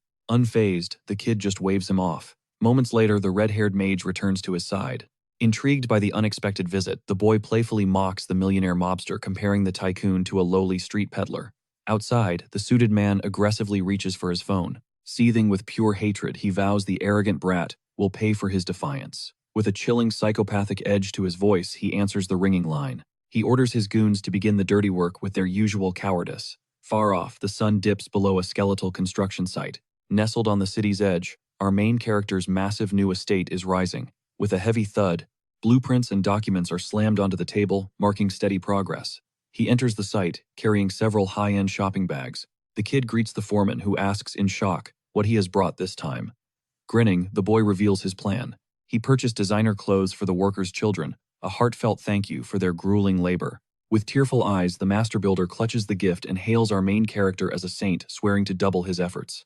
Overwhelmed with emotion, the elderly builder weeps in gratitude, while holding the garments relieved by such a thoughtful gesture. The kid flashes a genuine smile, satisfied by the reaction. Gazing up at the massive steel framework, he applauds their rapid pace and thanks the crew for their hustle, recalling a vital past discussion.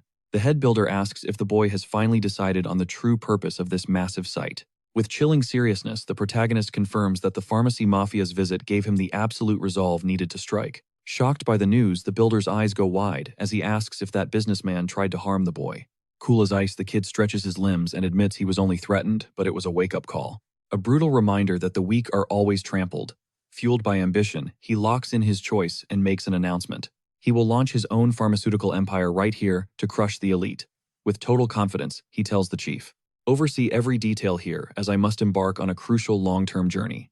Turning his back on the rising walls, the boy explains that before the company launches, he must isolate himself to brew a potion that defies all logic. Within his mind, the secret techniques of poisonous chaos flash the legendary legacy left by the great master Tang. This divine art harmonizes nature's 5 elements, weaving together water, fire, and shifting earth. It fuses wood and metal into a lethal, concentrated energy. Through a mental pyramid, he visualizes the 10 tiers of power. Determined to hit the 4th stage instantly, he aims for the peak, the secret technique known as the Rain of Infinite Blades. Only a master of the final tier can summon this, finally awakening the true toxic spirit. Mirroring Old Man Tang's ancient feats, this terrifying power is capable of dissolving both gods and demons, until nothing but ash remains. Deep within Jurassic Mountain, the beast-infested spawning zones reek of pure lethality.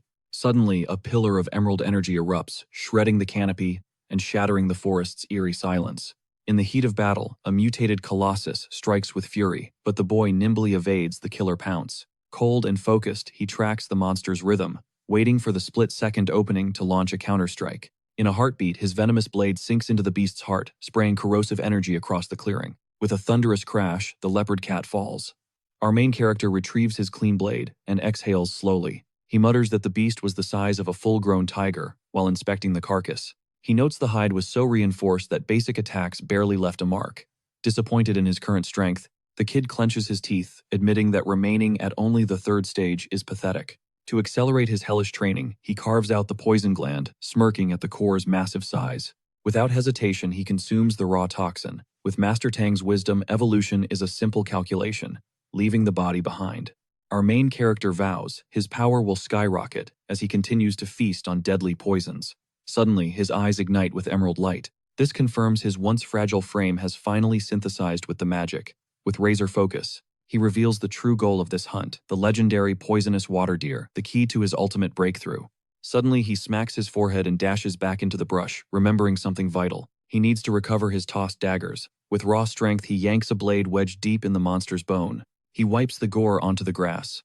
Cloaked by the foliage, the fabled water deer emerges. Grazing blindly, unaware of the predator, the bizarre creature sports 2 strange humps on its back, sacks brimming with toxic sludge. Showing no mercy, the boy moves like a ghost, closing the gap in one lethal lunge. A single cut kills it instantly. The impact causes its humps to rupture under pressure immediately, releasing a lethal cloud of purple spores into the air. Toxic corruption spreads like wildfire, turning the once peaceful clearing into a death trap, where even foliage dissolves. Shrouded in his shimmering aura, the boy dares to touch a lethal bubble, questioning its true potency.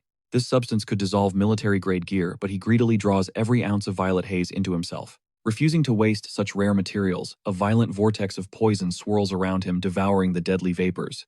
Acting like a mystic vacuum, he plants his feet and weaves complex hand seals to activate a forbidden art.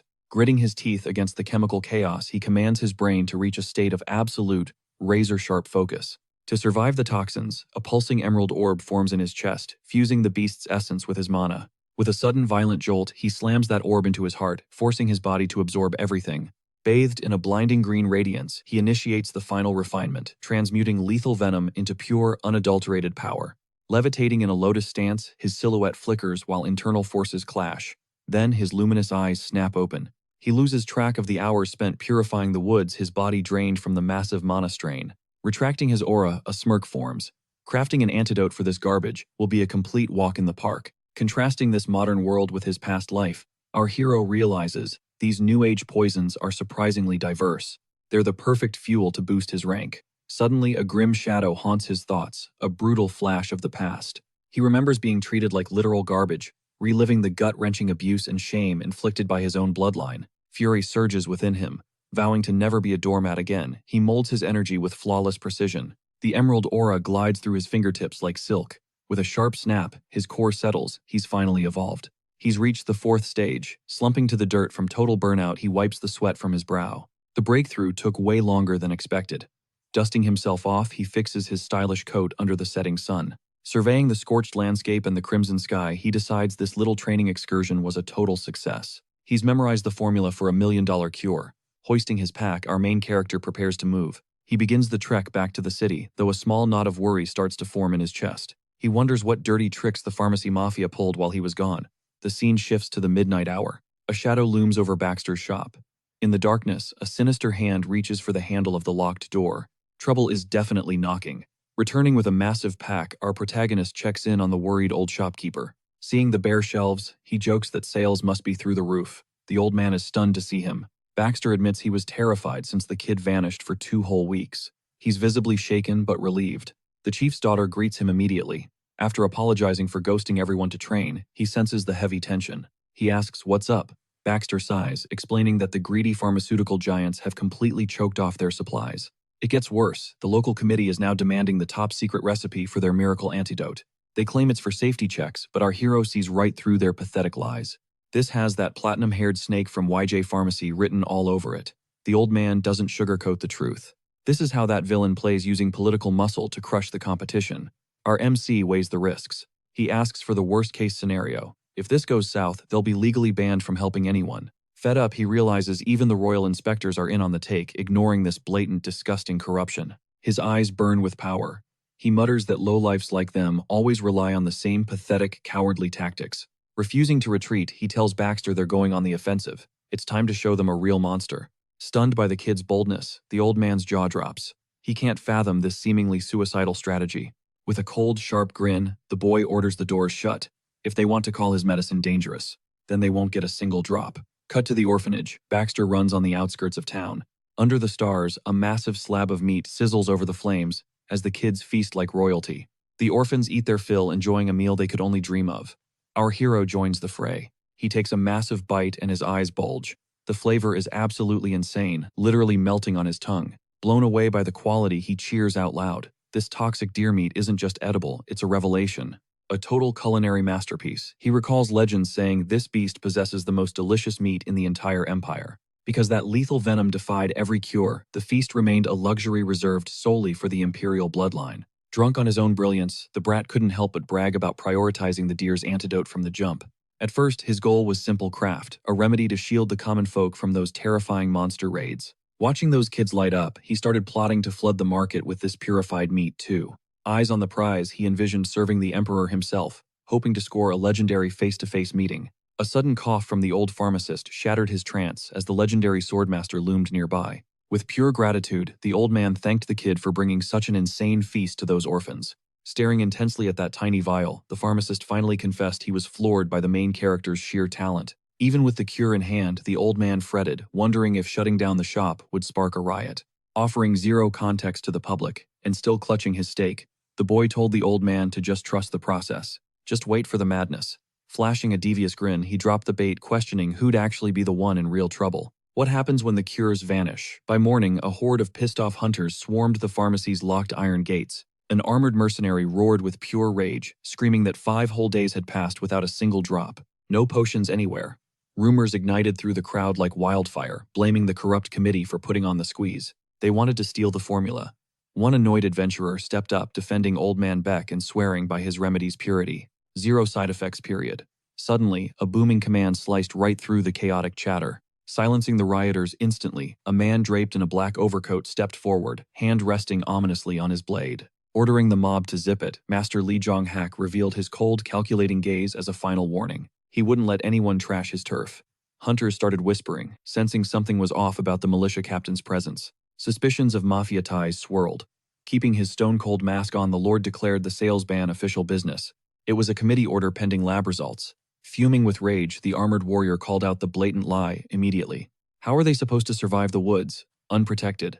Backed by the mob, the merc spat the truth right in the master's face. Banning cures is easy when you're strong enough to ignore the venom.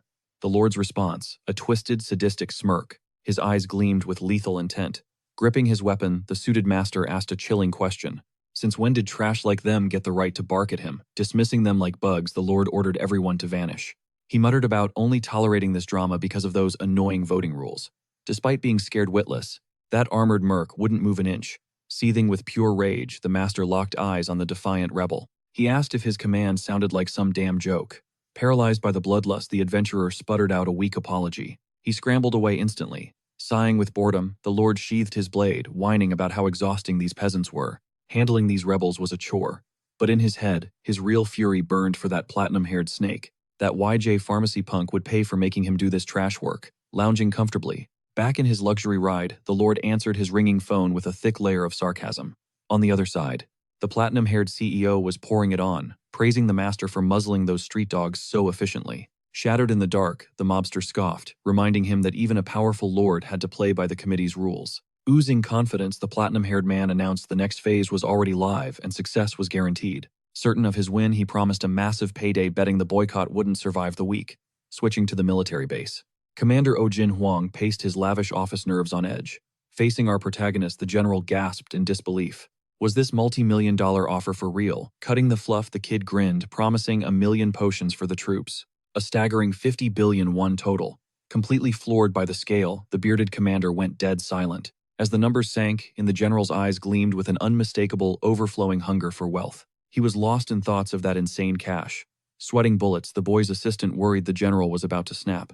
Maybe the price was too steep. Far from it, the bearded man cracked a sinister, satisfied grin. He was vibing with this move. Deep down, the general realized the kid was actually lowballing the price. He wondered if the brat was even making a dime. Seizing the moment, the commander barked orders at his subordinate. Drain the military reserves and pay him now. Sipping his tea calmly, our main character pocketed the massive down payment. The deal comes with a surprise twist. Slamming a gourmet platter onto the table, the kid boldly declares he's launching his own empire. He presents a prototype of his revolutionary breakthrough. With a flourish, he lifts the silver dome, exposing a succulent golden brown roast. The air fills with a mouth-watering aroma. Flashing a confident smirk, the young master invites the general to sample the forbidden feast. Totally blindsided, the general stammers in confusion, failing to see how fine dining connects to the cutthroat pharmaceutical trade. Wary of the sudden gift, the grisly commander eyes the menu, but our hero insists this is a legendary delicacy prepared just for him. One bite in, and the general is hooked by the melting texture. He confesses he'd sworn off BBQ for the sake of his health. After the meal, the boy coolly suggests the general should offer this very dish as a tribute to the emperor himself. He drops a bombshell. This is the fabled meat of the lethal poisonous deer. Panic instantly washes over the room. The aide's face goes pale as he recalls the terrifying truth. This creature's flesh is the world's most dangerous and rarest delicacy. Sipping his drink, our MC watches as the general marvels at his brilliance. Suddenly, the commander's expression turns deadly serious. He throws down the gauntlet, urging the boy to rejoin the military ranks. Deep down, the general remembers the dark days. When he first stepped in, the Gore Defense Base was nothing but a rotting, forgotten outpost left to decay. One wrong move would have meant his execution. But now, with this miraculous new potion, everything is about to change. The commander finally spots his golden ticket to ultimate power. Letting out a thunderous roar of laughter, he can't hide his excitement. He's genuinely floored by the creation of the water deer antidote. Right then, his aide bursts in with urgent news. Snapping a salute, he reports that the multi-million-dollar wire transfer has cleared. Clutching the morning paper, he checks the headlines. The chaos with the Pharmaceutical Association turned out to be the ultimate PR stunt. The hype is reaching a fever pitch. Smirking at the update, the general orders his top lieutenant to shadow the kid and watch his back at all costs. He demands they grant the boy any resource he desires. With a predator's grin, the giant admits the kid surpassed every expectation. He's officially the MVP of the gore base.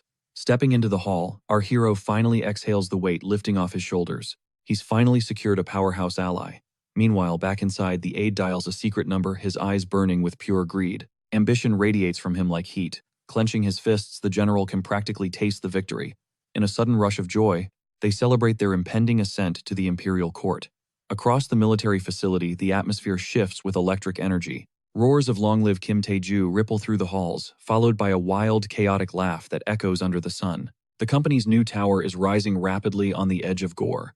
Within the sleek, high-tech lobby, the future is unfolding. The pharmaceutical plant is going up in record time. Lounging in their temporary office, the duo watches the progress. Old Man Bake is stunned by the kid's relentless pace. Spreading the paper wide, our hero beams at the sight of his antidote. It's a front-page sensation. Just as he planned, rumors of their military alliance have sent the public into a frenzy. Antidote sales are skyrocketing. Our young CEO reveals that the 25 billion won deposit has finally landed in their account. The funds are secured. Trembling as he clutches the documents, the old man weeps, overwhelmed by their sudden fortune. Memories of past humiliations by heartless bankers fade away. Softly, the kid instructs his partner to divert the surplus funds. He wants the money to support the local orphanage. Looking ahead, he admits that running a global empire solo is pure madness. He needs a ride-or-die teammate.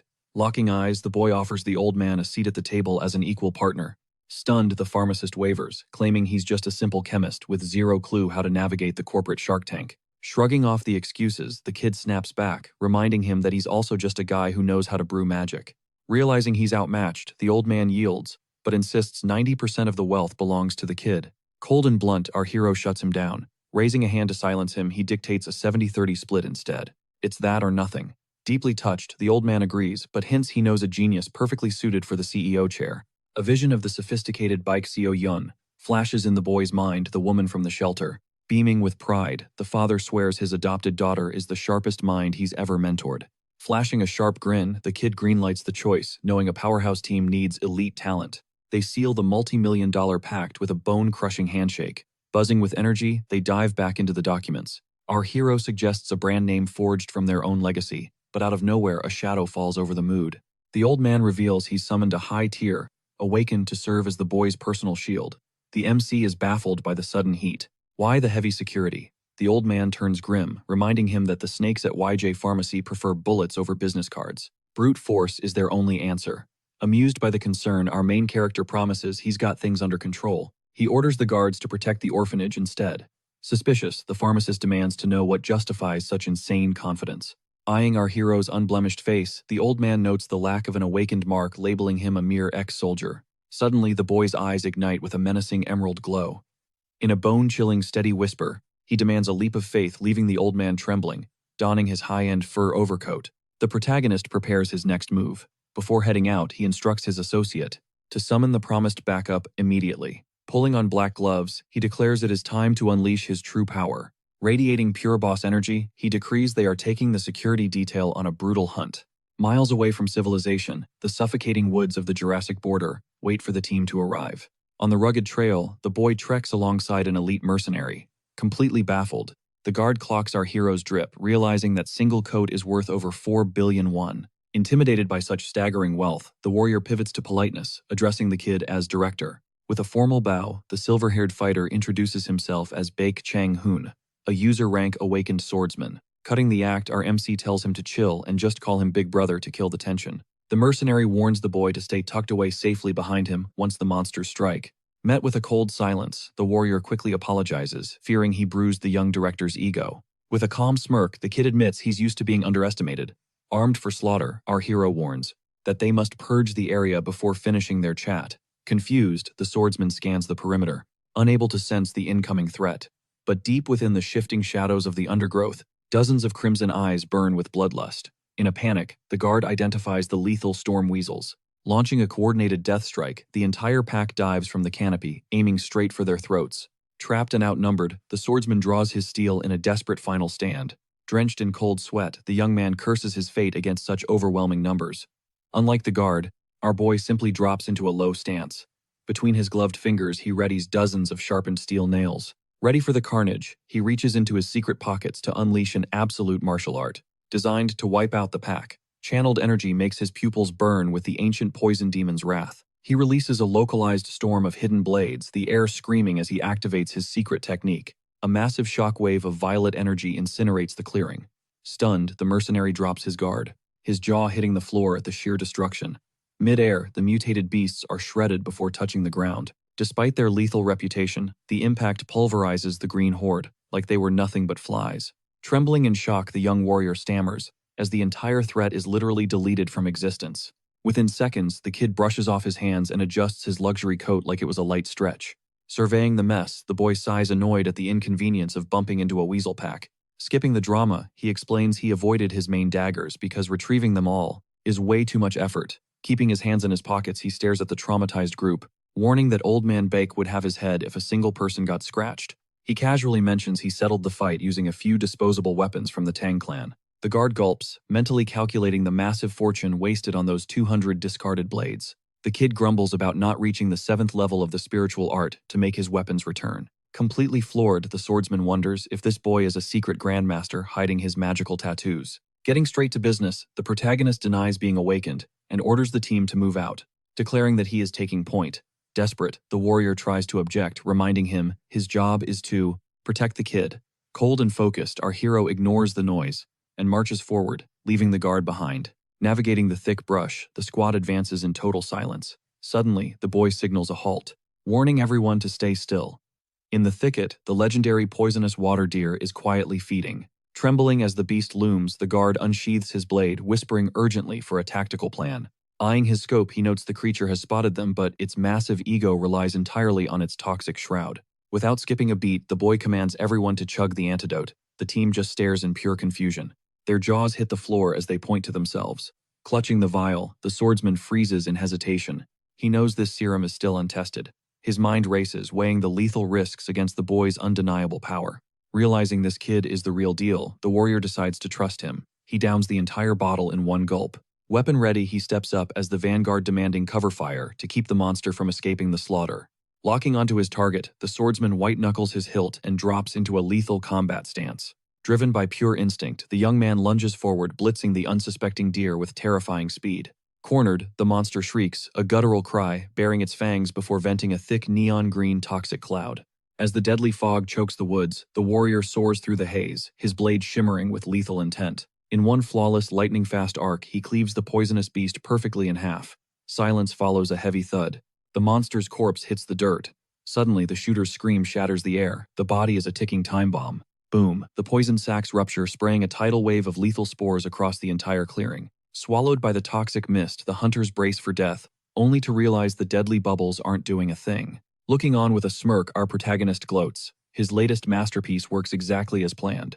Standing at ground zero, the swordsman takes a deep breath, shocked to find his body completely untouched. Bursting into laughter, the warrior hails it as a miracle. He shouts to the crew, the remedy is a total success.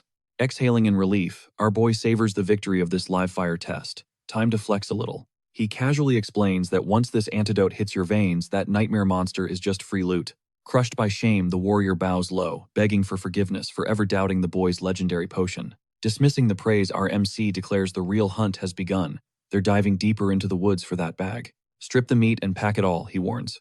Once this cure drops, these monsters are going extinct. Miles away, we shift to the Salmon Empire's capital, a sprawling neon jungle of glass and steel. Inside the elite Marina Group HQ, the air is thick with corporate greed as the strategy floor hums with activity. Dozens of salarymen grind away at their desks. Suddenly, a bald employee rushes over calling for Section Chief Bake. Bake Soyan looks up, her sharp gaze and perfect posture intimidating. Her chubby superior wastes no time getting to business. He leans in, asking if she's really the foster daughter of that old orphanage owner from Gurye. Maintaining her cool, Soyan confirms her past but wonders why her boss is suddenly digging into her roots.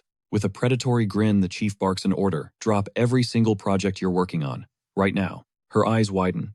Is he serious? He tells her to pack her bags for Gurye to handle a private matter. Sensing a trap, she crosses her arms, demanding to know what kind of insanity he's dragging her into. Slam! He tosses a newspaper onto the desk, highlighting Tong Bio's massive $1 million military contract. It all clicks instantly. The target. That game-changing deer antidote. The chief sneers, accusing her of playing innocent. Everyone knows her father's pharmacy is basically their headquarters now. The connection is public knowledge. Her family is now a vital branch of this rising corporate titan. Then comes the dirty play. Go back to your old man and steal the secret formula. We need it. She sees the play clear as day. Her boss wants her to be a snake, betraying her blood for a promotion. Tension spikes just as her phone buzzes on the desk. The caller ID. It's her father, Old Man Bake. Seizing the chance, she asks to take the call. The manager scowls, telling her to make it quick and accept. Pressing the phone to her ear, she listens intently as her father lays out a massive proposal from his end. The bald chief taps his foot impatiently, waiting for her to crumble and submit to his scheme. Hanging up, Soyeon lets a sharp smirk slip. She looks her boss in the eye and thanks him for the gift. Blinded by greed, he asks if she's ready to play spy. She squares her shoulders, her confidence peaking. I'll be in Goryeo by tonight, she declares.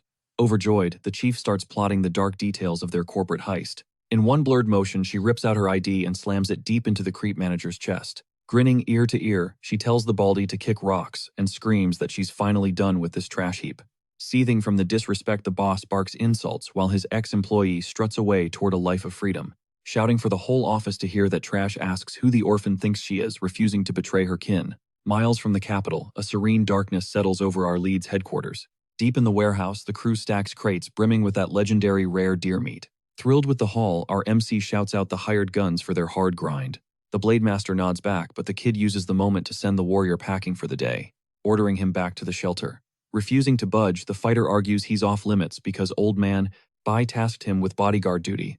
Smirking, our MC asks if he really thinks he still needs a babysitter, after solo leveling an entire monster wave.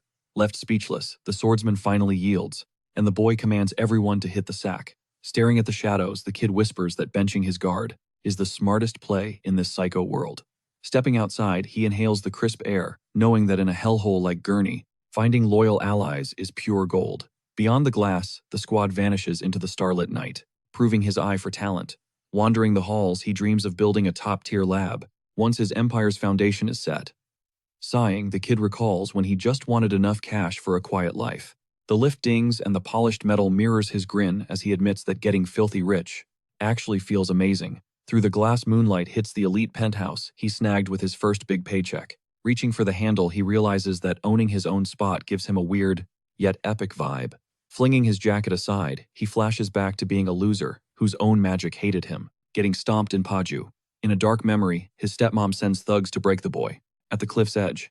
But that death drop fused his soul with the soul of the legendary poison demon Tang Gun, flipping his destiny. Sitting down, he mulls over his antidote's viral success and the mountain of cash that appeared overnight. Collapsing onto his massive bed, the kid kicks back, knowing Gurney is where his global domination begins. As city lights flicker through the blinds, he swears he finally has the power to crush anyone in his way. Meanwhile, in a grimy alley, smoke curls into the air as trouble brews. Before his henchman, the notorious boss Ma Song-sik greenlights the hit on the rookie CEO. Smirking, the gangster mocks the kid's guts for flexing with a luxury tower, acting like he's the king. Fueled by jealousy, the villain brings up the billion-dollar rumors surrounding the antidote, vowing to snatch his cut. The thugs grin, already smelling the money, but the boss barks at them to lock in. Scowling, he mutters that this raid would be cake if the YJ pharmacy snake didn't demand the boy be taken alive for his secret formula. Booted feet stomp toward the MC's tower. Beams of light cut the dark as the breach begins, slicing through the high-tech security. Thugs slither through the halls like predators in the night, wielding heavy pipes.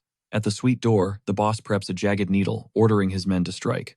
The moment they breach, he whispers that this toxic cocktail will knock the kid out cold, making the kidnap a breeze. Gripping the handle, the boss creeps into the room, pouncing toward the bed, but his sweat-slicked head glows in the dark as he realizes the prey is gone. His weapon clatters to the floor as a cold realization of his own failure hits him. Panicked, the thug kicks the bathroom door wide, clutching his steel pipe. Suddenly, a freezing hand clamps onto his wrist, halting the needle. Emerging from the gloom, our MC admits he was tempted to take the hit just for the kicks, but decided against it. Turning ghost white, the mobster trembles as his arm begins to go numb, under a grip like iron. With one savage push, the thug is sent flying, stunned by the boy's monstrous power. Glaring through the hall's shadows, our main character's eyes ignite with murderous intent. He eyes these intruders like worthless vermin beneath his boot. Paralyzed by fear, the duo recoils. They desperately try to mask their panic, mockingly asking what this kid thinks he's doing. Spinning the needle between his fingers, he deadpans, claiming he totally forgot to mention how much he despises getting shots. Livid at the disrespect, the boss chokes down his dread, barking orders for his goons to swarm the defenseless boy. Right then, he sarcastically wonders aloud if simply drinking the lethal toxin would hit just as hard. The thug scoffs at the madness. He laughs, taunting that the boy must be insane to gulp down his own execution. To their absolute horror, our hero flips the cap and drains the neon yellow poison straight onto his tongue. The villain's eyes nearly pop out. He watches in disbelief as the final drops hit the floor, signaling certain death. Suddenly, a wave of pitch-black toxicity erupts from him. His glowing eyes pierce the gloom, crushing the entire room's atmosphere. Flashing a predatory grin, he asks if they've got any refills. He's already decoded the entire situation. Turns out the rumors about the slums ruling the Gray City drug trade weren't just tall tales after all. He relishes his new feast. Deep within his psyche, the ancient echoes of the poison demon begin to stir. This ancient martial master evolves by consuming pure filth. He scoffs, exposing the gang's pathetic, underhanded scheme. He reveals he used his poison core to drain the toxins from their very veins, mocking their pathetic whimpering. Pointing at the terrified, sweating thugs, he swears that this power surge feels like a complete rebirth. Cloaked in violet energy, he looms over the leader, demanding to know which coward funded this amateur hit. Drenched in sweat, the gangster stammers. Snitching on the corporate overlords is a literal death sentence he can't risk. Accepting that logic, our hero gathers his toxic mana. He promises to grant the thug eternal silent peace instead. A blood-curdling shriek shatters the penthouse glass, ripping through the silence of the slumbering metropolis. Sunrise brings a sleek black sedan racing across the bridge, burning rubber toward our hero's corporate headquarters. In the rear, the Empire's commissioner scans grim intel, while his assistant provides a non-stop play-by-play. Fixing her collar, she reports that the notorious Ma Sang-sik actually dared to raid Kim Tae-ju's residence. But the thug got absolutely wrecked and spilled the tea. The official's face darkens as he sighs in disbelief. He discovers the kid dragged those punks alive to the station, delivering them like a gift to the city police. Backed into a corner, the militia had to file the charges, and they point directly at YJ Pharmacy's CEO. He's the mastermind. The commissioner fumes, cursing the hired muscle for being such a massive, incompetent liability. Watching the city pass by, he realizes this scandal forces a militia crackdown, sparking total unwanted chaos. Feeling the heat, the commissioner declares the situation critical. It's time to break out the heavy-duty protocols. Down in the plaza, the broken boss kneels in his own filth, pathetically pleading for another toxic hit. A designer shoe splashes violently into a puddle, the heavy-handed arrival of the city's top brass. Standing tall, the Empire's commissioner and militia master Lee march into the center of the chaotic scene. Flanked by staff, the Lord notes their speedy arrival, while our main character just chills watching the drama unfold. Desperate and shaking, the withdrawing mobster crawls across the pavement like a pathetic, broken worm. Master Lee shoves through the crowd, staring down at the convulsing criminal, with nothing but pure, unadulterated loathing. He commands the trash to be silent, but the thug just whimpers, crying out for the Lord's mercy. Livid over this public disgrace, the captain unsheathes his massive blade, commanding the crowd to clear the area. Invoking the Empire's name, he bellows a death sentence, preparing to execute the criminal, right there in the square. The heavy steel whistles as it drops with blinding speed. Suddenly, a barrier of toxic energy flashes into existence. Emerald sparks fly as the blade is caught mid-air. Dust clouds erupt eventually, unveiling our stone-faced hero. Effortlessly stalling the massive sword, the boy asks why the cops are so eager to silence their star witness. With one hand in his pocket, he pulls out a phone broadcasting the damning interrogation footage for everyone. On screen, the mobster gleefully snitches on the silver-haired executive at YJ Pharmacy with a twisted smile. The kid pierces the corrupt lord with a stare, telling him it's time to act now that the receipts are public. Confronted by the evidence and the boy's power, the official finally realizes who truly runs Gray City. Scowling, Master Lee slams his foot down, sneering at the boy for thinking that little hand-blocking stunt matters. Shrouded in a menacing black aura, the Lord sneers, questioning if parrying a single blade is supposed to be impressive. Unbothered, the kid drops a savage taunt that shatters the tension. Suddenly, a memory clicks. The Lord recognizes that face. Recalling the mountain of dead orcs left in the forest. Met with our main character's icy silence, the crooked official breaks a sweat under the boy's killing intent. The suited master growls that he's definitely seen him before. Seeing through the act, our hero finally speaks up, confirming he's the mastermind behind the miracle antidote. Seething with fury, the Lord's mana explodes into jagged purple lightning, his entire frame crackling with lethal energy, as he bellows that his word is absolute in Guerrier. Brimming with ego, he offers one final merciful deal, demanding the boy hand over the secret formula to keep those 4 mobsters' heads attached to their necks. Stepping toward the tyrant, the kid scoffs, refusing to accept such a trash-tier bargain. Laughing at the audacity, the officer levels his blade and dares the boy to actually try and stop him. With a smirk, our main character whispers a cold one-liner. A toxic green flash ignites, warping his hands into spectral claws. Without hesitation, the boy lunges like a supersonic missile tearing through the air. Steel meets poison in a shower of sparks, splintering the square's pavement. With their weapons deadlocked, Master Li leans in with all his weight and demands to know if this brat was the one who dismantled the Sangsic Guild. Cold as a grave, the boy flexes his power. Blood drips from the Lord's arm, though he finds the scratch hilarious. Consumed by hatred, his eyes glowing neon purple, the officer sentences the kid to death for daring to harm a master. Unharmed, our main character fixes his collar. He asks, sounding bored, if every master in this city is this mid. Not missing the chance to troll him, he asks the guild chief what makes him so cocky with such weak skills. Howling in rage, the Lord blitzes forward, screaming that he'll slice the boy into a bloody memory. With cracked reflexes, our hero weaves through the strike using a burst of poison magic to blast the officer away. Sent flying, the Lord flips midair, barely managing to land on his feet while trying to play it off. He preps a counterattack but freezes as a thunderous roar shakes the very sky. Through the thick exhaust and noise, a massive military chopper drops right into the center of the square, pinning the two in its spotlight. Suddenly, a mountain of a man leaps from the bird, shattering the concrete underfoot. Standing tall with pure alpha energy, General O. Jin Hyang commands the Lord to end this farce immediately. More soldiers fast rope down, locking the perimeter, and signaling that the heavy cavalry has arrived. The bearded general barks at the officer that his game is over. Miles away, our protagonist's massive corporate headquarters looms over the city skyline in the golden hour light. Flashing a sharp grin, the general mockingly notes, it's been a long time since they last crossed paths. Visibly shaken, Lord Li crosses his arms and demands why the federal military is treading in a free city. Laughing at the salt, the big man scoffs. Does a high-ranking officer really need permission from trash to walk around? Gritting his teeth, the suited master threatens to report this illegal military interference to high command. Shrugging it off, the general shakes his head. He's not actually here on official military business today. In an instant, he completely blanks the officer, making it crystal clear he doesn't care about their petty guild drama. Turning away, the commander warns that if the officer walks away now, the beef ends right here. Should the lawman retreat, they'll both stay in their lanes, effectively burying this feud for good. Sprinting over, the general scans our protagonist for wounds. His face etched with concern, the Titan asks if he suffered during that insane skirmish. Chill and untouched, our MC thanks him, claiming he's perfectly fine. Face turning crimson, the general sputters, demanding to know what fool dared trigger this absolute chaos. At his command, the squad advances, identifying as elite soldiers from the prestigious Monster Defense Division. Eager to flex his loyalty, the general swears to assign high-ranking officers as the hero's private guards. Showing insane levels of respect, he even offers to brew a legendary tonic for the kid's recovery.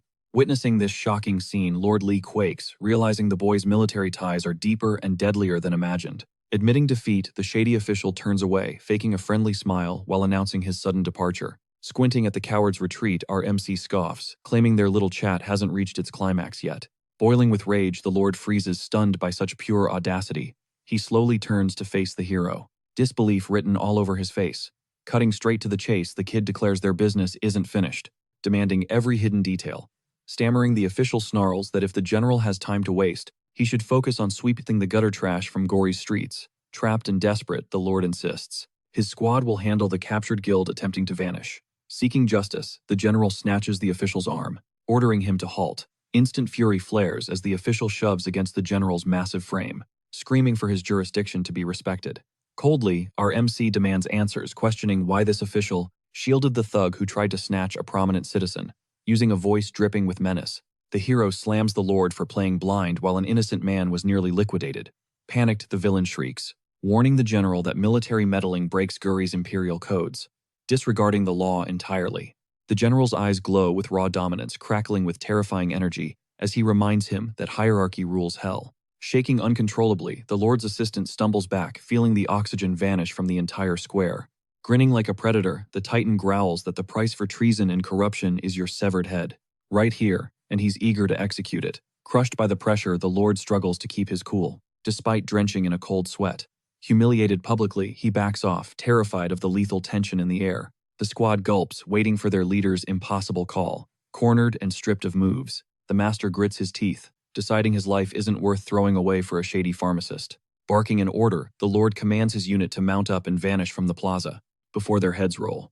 Amidst the suffocating tension, the car roars off, carrying the shamed official away. Headache resolved, our MC reaches out, offering sincere gratitude to the Lieutenant General for the epic save. Chuckling with relief, the Titan waves off the thanks, noting they're both stuck in this together. Standing in the center of the road, the elderly pharmacist finally exhales in pure relief, hailing the military's lightning-fast arrival.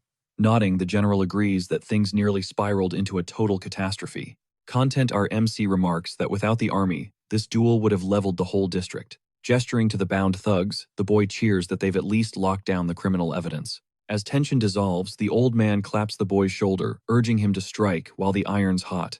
Instantly, our protagonist refuses, declaring this battle has evolved into a personal matter of blood and honor.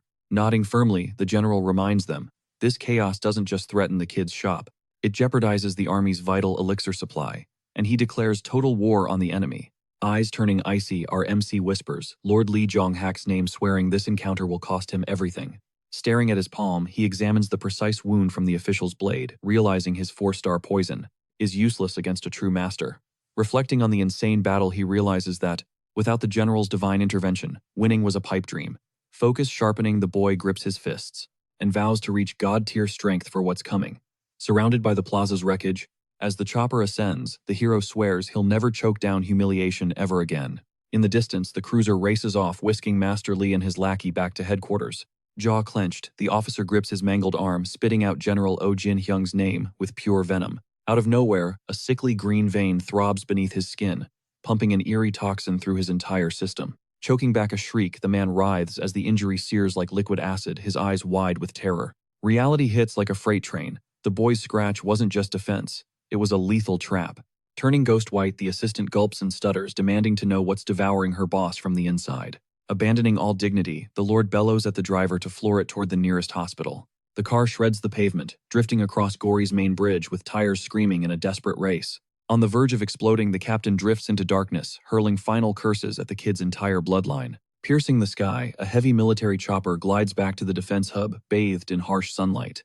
Trapped inside, the crime lord, Sang-sik, shakes uncontrollably, circled by soldiers packed with heavy weaponry. Driven by fear, the snitch begs to talk, offering to expose Lord Lee and the YJ pharmacy scandal. Crossing his arms, the rugged general flashes a disinterested smirk and tells the lowlife to pipe down.